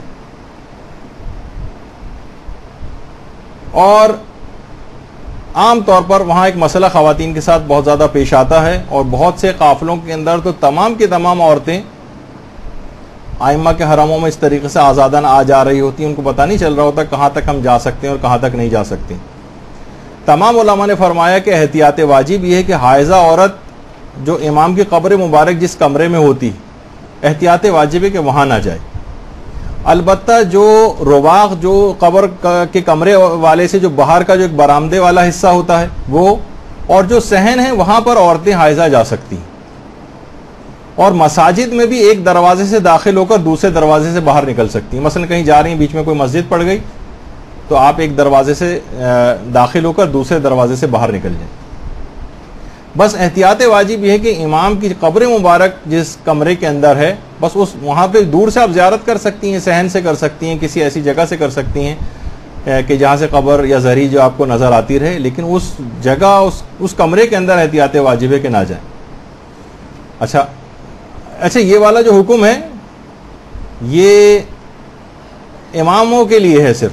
البتہ مسجد نبوی اور خانہ کعبہ کے اندر تو ایک دروازے سے داخل ہو کے دوسرے دروازے سے باہر نہیں جا سکتی، داخل ہی نہیں ہو سکتی. البتہ یہ حکم امام زادے جتنے ہیں وہاں کے لیے نہیں، حتیٰ کہ حرم معصومہ کے اندر بھی جا سکتی ہیں ان کی قبر کے، لیکن علماء نے کہا ہے کہ بہتر ہے کہ نہ جائیں. البتہ کچھ علماء ایسے بھی گزرے ہیں جیسے آغا بہجت وغیرہ، وہ احتیاط واجب لگا کے حرم معصومہ میں بھی جانے کو جائز نہیں سمجھتے تھے. لیکن اس سے تھوڑا سا پہلے صرف وہ تو چھوٹا سا ہی کمرہ ہوتا ہے، اس کی ان کی قبر دور سے بھی نظر آ رہی ہوتی ہے زری، تو آپ وہاں صحن میں کھڑے ہو کر بس مسجد کے اندر ایک تو قیام نہ کریں، ایک دروازے سے داخل ہو کے دوسرے سے نکل جائیں، یا کسی ایسی جگہ کا انتخاب کر لیں کہ جہاں پر جو کہ مسجد میں شمار نہ ہو اور حرم میں خاص وہ کمرہ کہ جہاں پر قبر ہوتی ہے وہ نہ ہو. تو امام زادوں کا یہ حکم نہیں ہے، وہاں پر بھی جا سکتے ہیں. بہت سارے وہاں امام زادوں کے روضے اور قبریں وغیرہ ہیں، وہاں پر جا سکتے ہیں. اچھا اس کے بعد کوشش کریں کہ جب سے آپ کی فلائٹ ہو، جب تک آپ وہاں پہنچیں، کہ مسلسل سفر میں درود و سلام پڑھ کر امام کو ہدیہ کرتی جائیں. اللہم صلی علی محمد و علی محمد.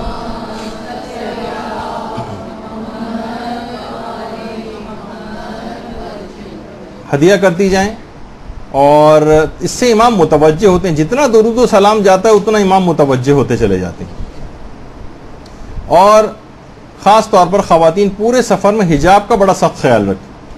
بہت ساری چیزوں کو دیکھ کر اب ظاہر ہے کہ باطل جس اعتبار سے ایک حکومت اسلامی وہاں پر قائم ہے چاہتا ہے کہ کسی طریقے سے ان کے بعض افتخارات کو ختم کریں. بے حجابی پھیلانے کی کوشش بھی کی جاتی ہے. بہت سی دفعہ سے زیادہ بعض جگہوں پہ ایرانی خواتین آپ کو پردے کے اعتبار سے بہت بری حالت میں بھی نظر آئیں گی، تہران میں زیادہ نظر آئیں گی، تو وہاں پر مختلف طریقہ کار سے کوشش کی جاتی. حتیٰ کہ بھی کچھ عرصے پہلے وہاں کے مقامی علماء نے بتایا کہ کچھ عورتیں پکڑی گئیں جو بہت ہیوی میک اپ کر کے حرم کے اندر آ رہی ہیں، جا رہی ہیں، آدھا سر کھلا ہوا ہے، بالوں کو مثلا انہوں نے ڈائی کرایا ہوا ہے، سنہرا بنایا ہوا ہے، اور یہ اور وہ، اور مختلف طریقہ کار سے، اور بہت بھڑکیلا قسم کا میک اپ کر کے.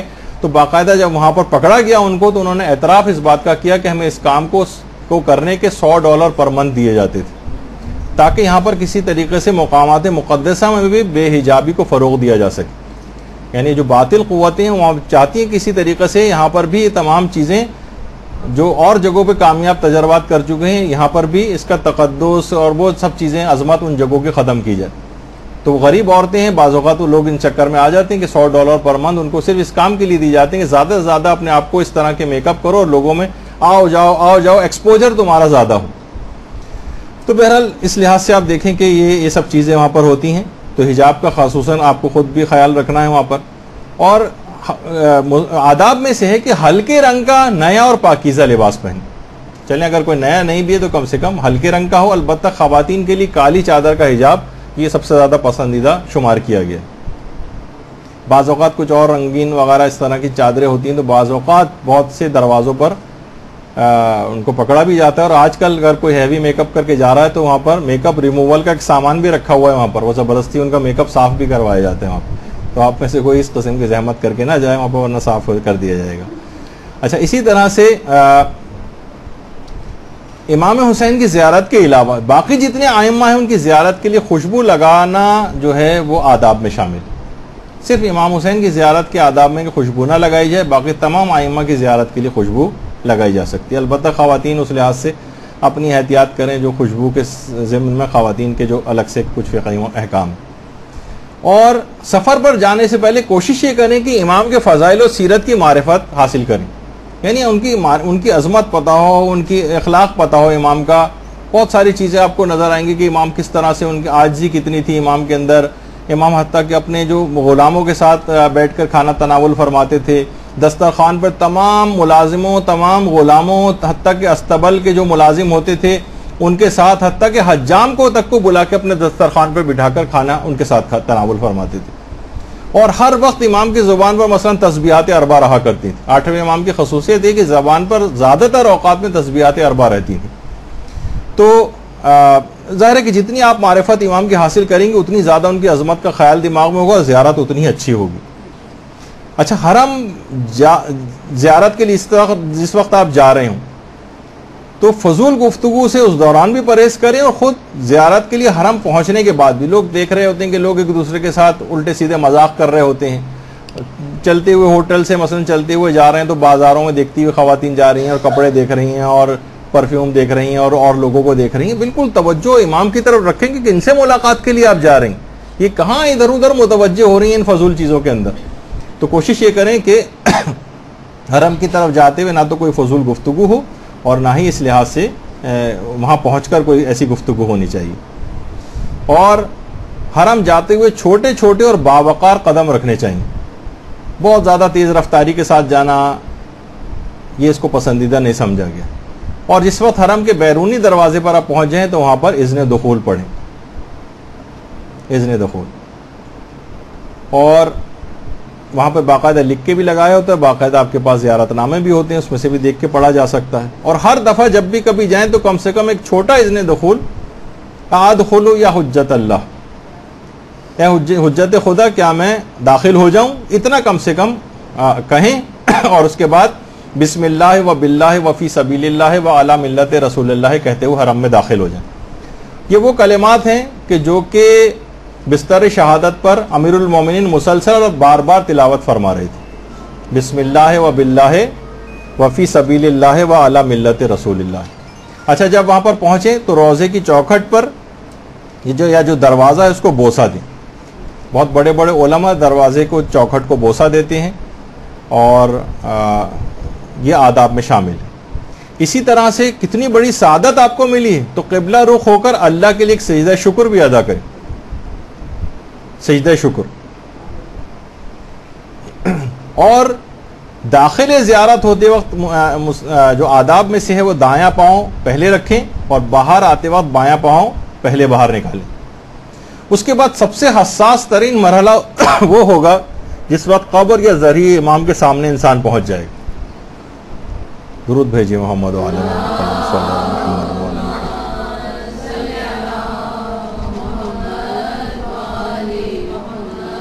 اس وقت مکمل حضور قلب ہونا چاہیے، اور باقاعدہ حضور قلب کے لیے علماء نے کچھ تاکید کی ہیں کہ اس سے حضور قلب کے لیے 30 دفعہ 40 دفعہ یا 100 مرتبہ اللہ اکبر کہے تو اس کو حضور قلب پیدا ہو جائے گا.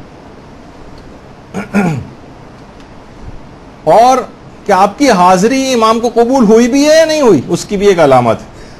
آیت اللہ بہجت فرماتے ہیں کہ آنکھوں میں آنسو کا آ جانا یہ اذن دخول کی علامت. اس کا مطلب ہے کہ امام نے حاضر ہونے کی آپ کو اجازت دے دی، آپ آ سکتے ہیں. امام آپ کی حاضری سے خوش ہوئے اگر آپ کی آنکھوں میں آنسو آ جائیں، اگر یہ جو گریہ اور رقت پیدا ہوتی ہے وہاں جا کر، اس کا مطلب ہے آپ کی آمد کو امام نے قبول کر لیا. اور اگر دل راغب نہیں ہو رہا ہے اس کے باوجود، تو آیت اللہ بہجت تو یہاں تک کہتے تھے اگر پھر بھی دل راغب نہ ہو تو واپس چلے جاؤ، 3 دن تک روزے رکھو، اس کے بعد غسل کرو اور پھر زیارت کے لیے واپس آؤ 3 دن تک. لیکن عام طور پر قافلوں میں یہ چیز پاسبل نہیں ہوتی، تو کوشش کریں کہ پہلی دفعہ سے ہی ایسا ہونا چاہیے کہ امام آپ کی حاضری کو قبول کر لیں اور گناہوں سے توبہ کر کے آئیں.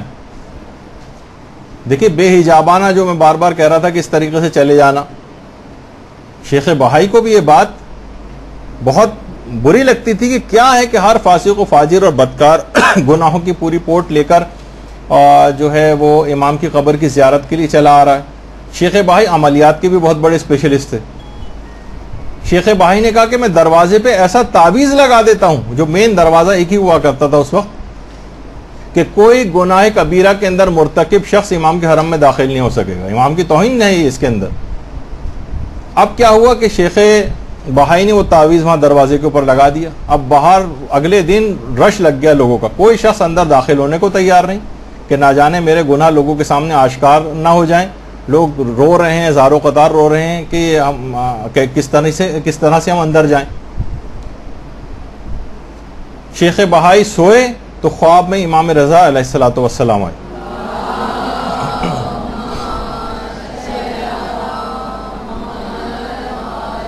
اور وہی ناراضگی سے شیخ بہائی کے سلام کا جواب دی اور کہا کہ اے بہائی، گناہگار اگر ہمارے در پر نہیں آئیں گے تو ہمارے در کے علاوہ اور کون سا در ہے کہ جہاں پر جائیں گے؟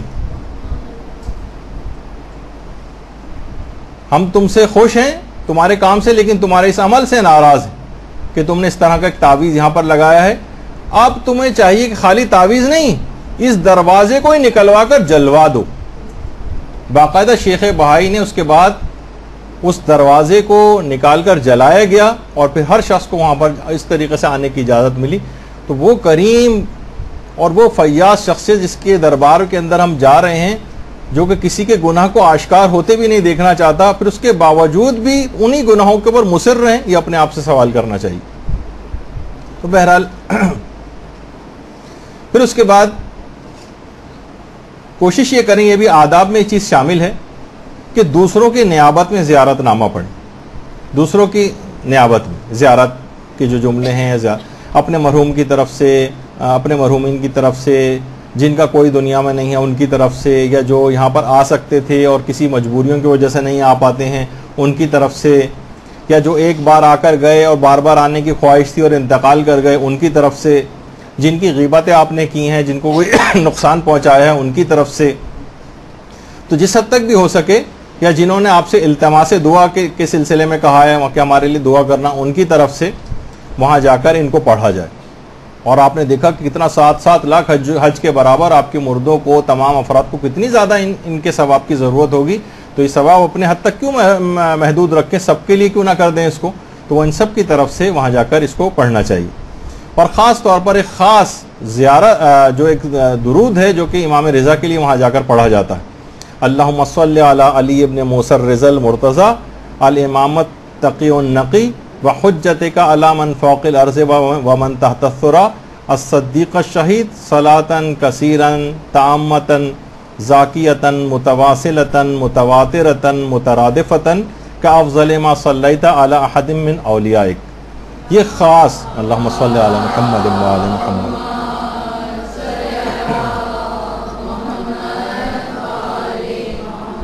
یہ خاص طور پر وہاں پر پڑھا جائے. اور کوشش یہ کریں کہ زیارت پڑھتے وقت آپ کا منہ قبر مبارک کی طرف ہو، قبر کی طرف ہو، اور پیٹھ جو ہے قبلے کی طرف ہو. اور کوشش کریں کہ قبر کے سامنے جو بھی دعائیں آپ پڑھیں یا جو زیارتیں آپ پڑھیں، حتیٰ کہ اذان بھی اگر کوئی شخص دے رہا ہے تو اس کے لیے بھی ہے کہ وہاں پر آواز کو کم رکھے. امام کے سامنے جوار میں موجود ہیں، وہاں اکثر لوگ بہت زور زور سے آوازیں، خواتین بہت زیادہ عجیب و غریب آوازیں نکال رہی ہوتی ہیں، بعض اوقات چیخنے چلانے کی بھی آوازیں آ رہی ہوتی ہیں، تو وہاں پر احتیاط کرنی چاہیے. اچھا، اسی طریقے سے جو خاص طور پر کچھ ایسی معصورہ زیارات اور دعائیں ہیں ان کو خاص طور پہ پڑھیں. اور علماء فرماتے ہیں کہ زیارت امین اللہ پڑھنے کا وہاں پہ بہت زیادہ ثواب ہے، حرم میں اکثر و بیشتر وہاں پر پڑھی بھی جاتی ہے. اور دوسری زیارت جامع کبیر پڑھنے کا بہت زیادہ ثواب ہے. اور اس کے بعد نماز زیارت پڑھی جائے، جس کی پہلی رکعت میں زیادہ بہتر ہے کہ الحمد کے بعد سورہ یاسین اور دوسری رکعت میں الحمد کے بعد سورہ رحمان پڑھی جائے. اچھا، زیارتیں جو نماز زیارت جتنی بھی ہیں یہ امام زادوں میں سوائے حضرت ابو الفضل العباس کے اور کسی امام زادے کے لیے نہیں. درود بھیجیے محمد.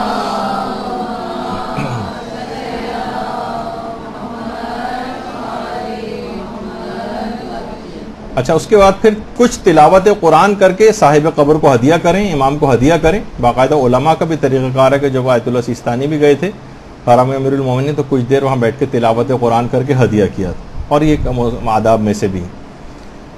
پھر اس کے بعد اگر نماز یومیہ کا وقت آ چکا ہے تو پہلے آپ اسے ادا کریں، پھر زیارت کے لیے جائیں.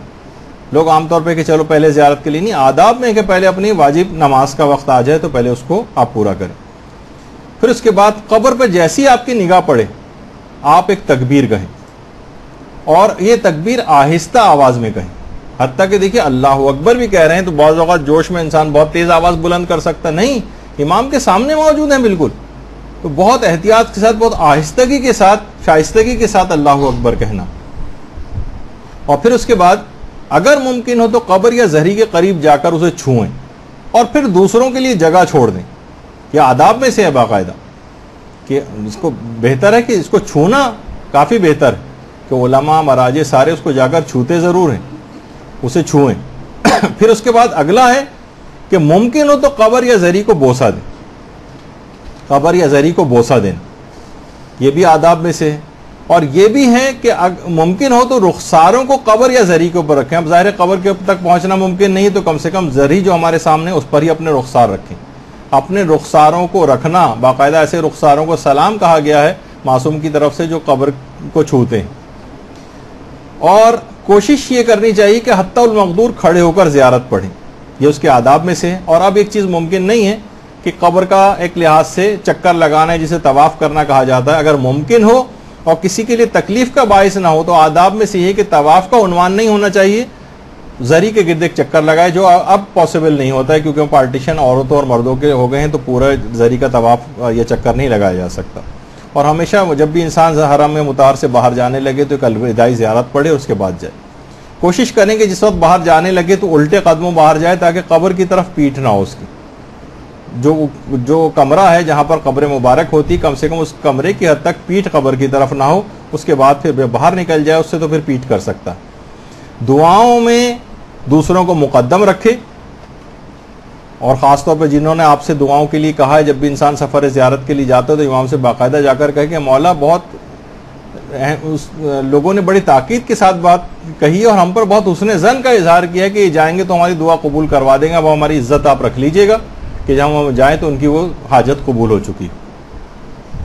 اور اسی طرح سے تعجیل ظہور امام زمانہ علیہ السلام کے لیے زیادہ سے زیادہ دعا کرنا.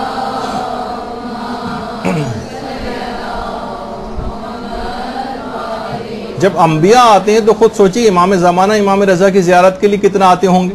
وہاں کے مقامی علماء بتاتے ہیں کہ باقاعدہ جو مسجد گوہر شاد ہے وہاں پر اس کا جو صحن ہے، اس کی جو سامنے ہے آپ کے، اس میں یہ صحن میں جو دفتر نزورات ہے جو لکھا ہوا نظر آ رہا ہے اس کے برابر میں سیدھے ہاتھ پر جو ایک جہاں پر یہ ویل چیئر نظر آ رہی ہے آپ کو، اکثر و بیشتر عرفا نے امام رضا کو امام زمانہ علیہ السلام کو امام رضا کی زیارت کے لیے اس راستے سے آتے جاتے دیکھا. اللہم صلی علی محمد.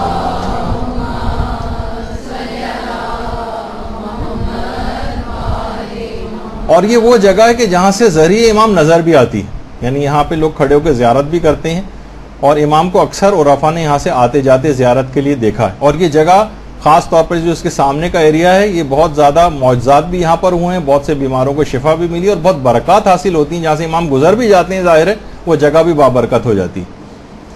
تو اس لحاظ سے اور پھر ایک اور آداب کے اندر سے ہے کہ بار بار زیارت کے لیے مشرف ہونے کی دعا اور انسان آرزو کرے کہ میں یہاں پر بار بار آؤں، اور خاص طور پر حرم کے خادموں کا شکریہ ادا کرے، انہیں سلام کرے، کیونکہ وہاں پر جو حرم کے خادم ہیں یہ خود بہت، ان کو آپ وہ نہ سمجھیں، اس میں بہت سارے ایسے افراد بھی ہوتے ہیں کہ جو کہ بہت دنیاوی لحاظ سے بڑے اونچے مقام کے، باقاعدہ ان کو باریاں نہیں ملتی ہیں. خاص طور پر یہ جو آپ کو کفشداری اور اس کے اندر جو آپ کو جوتے وغیرہ جو رکھتے ہیں، بہت سے تو زائرین کے جوتے صاف تک کر رہے ہوتے ہیں. تو یہ اس قسم کے افراد وہاں پر ہوتے ہیں، اور امام کی خود یہ مجاورت کرنا، ان کے ہاتھ سے باقاعدہ وہ جھاڑو یا صفائی کی چیز لے کے آپ تھوڑا سا کبھی سعادت بھی ان سے حاصل کر لیا کریں، دے دیتے ہیں عام طور پر. جیسے خود حرم امام حسین کے اندر یہ جو ڈاکٹر تیجانی سماوی ہیں، باقاعدہ وہ ویکیوم چلا کے صفائی وغیرہ کرتے ہیں. کوئی خدمت اور افتخار کا باعث ہے کہ امام کے روضے کی جو ہے وہ کوئی صفائی وغیرہ کرے. تو اس لحاظ سے اس پورے سفر میں کوشش کریں کہ انسان سفر زیارت میں بہت زیادہ لوگوں کے حقوق وغیرہ کا خیال کرے، اور اس دوران سفر بھی اور سفر کے واپسی پر بھی، کیونکہ ہم دیکھتے ہیں بہت ساری روایتیں ایسی ہیں کہ جب علی ابن یقطین حج سے واپسی پر امام موسیٰ کاظم علیہ السلام کی خدمت میں آئے تھے.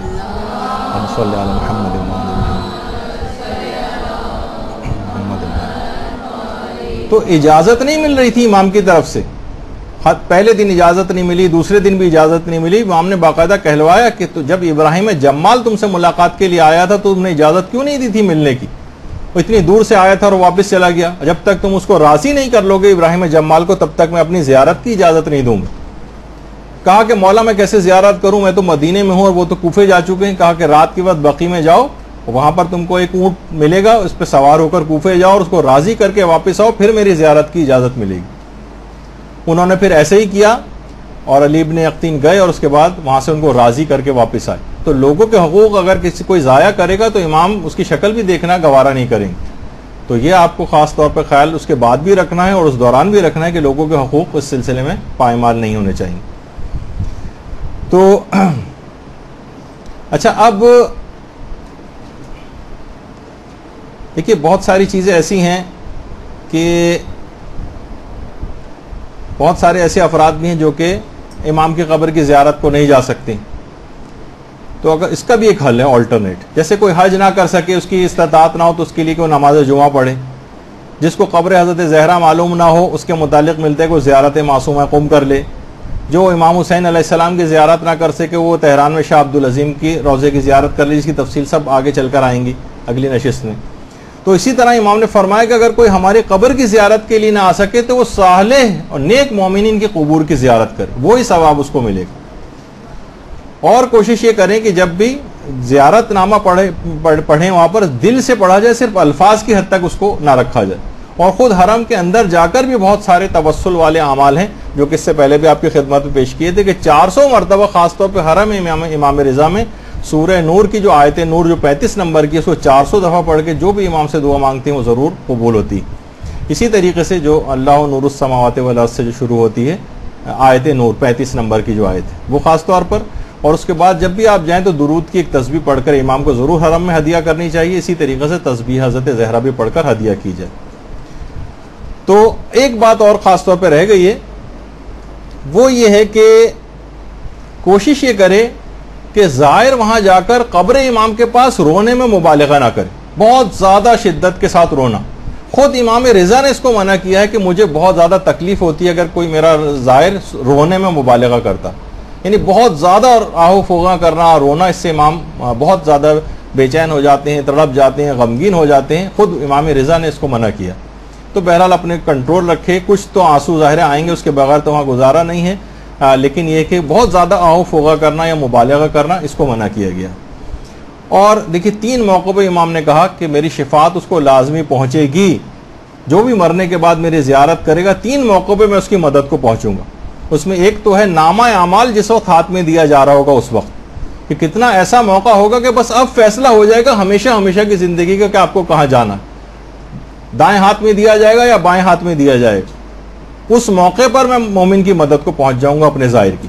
دوسرا, جس وقت پل صراط پہ چل رہا ہوگا اس وقت میں مدد کو پہنچوں گا, اور جس وقت میزان پر نامہ اعمال تولے جا رہے ہوں گے اس وقت اس لحاظ سے بھی مدد کو پہنچیں گے. ظاہر ہے جب خود سوچیں کہ 70,000 اور 7 لاکھ مقبول حجوں کا ثواب پہنچے گا آپ تک, تو کوئی امر مانے نہیں ہوگا کہ نامہ اعمال کا وہ پلڑا ایک دم سے نیچے کی طرف جھک جائے اور آپ کی عاقبت بخیر ہو جائے.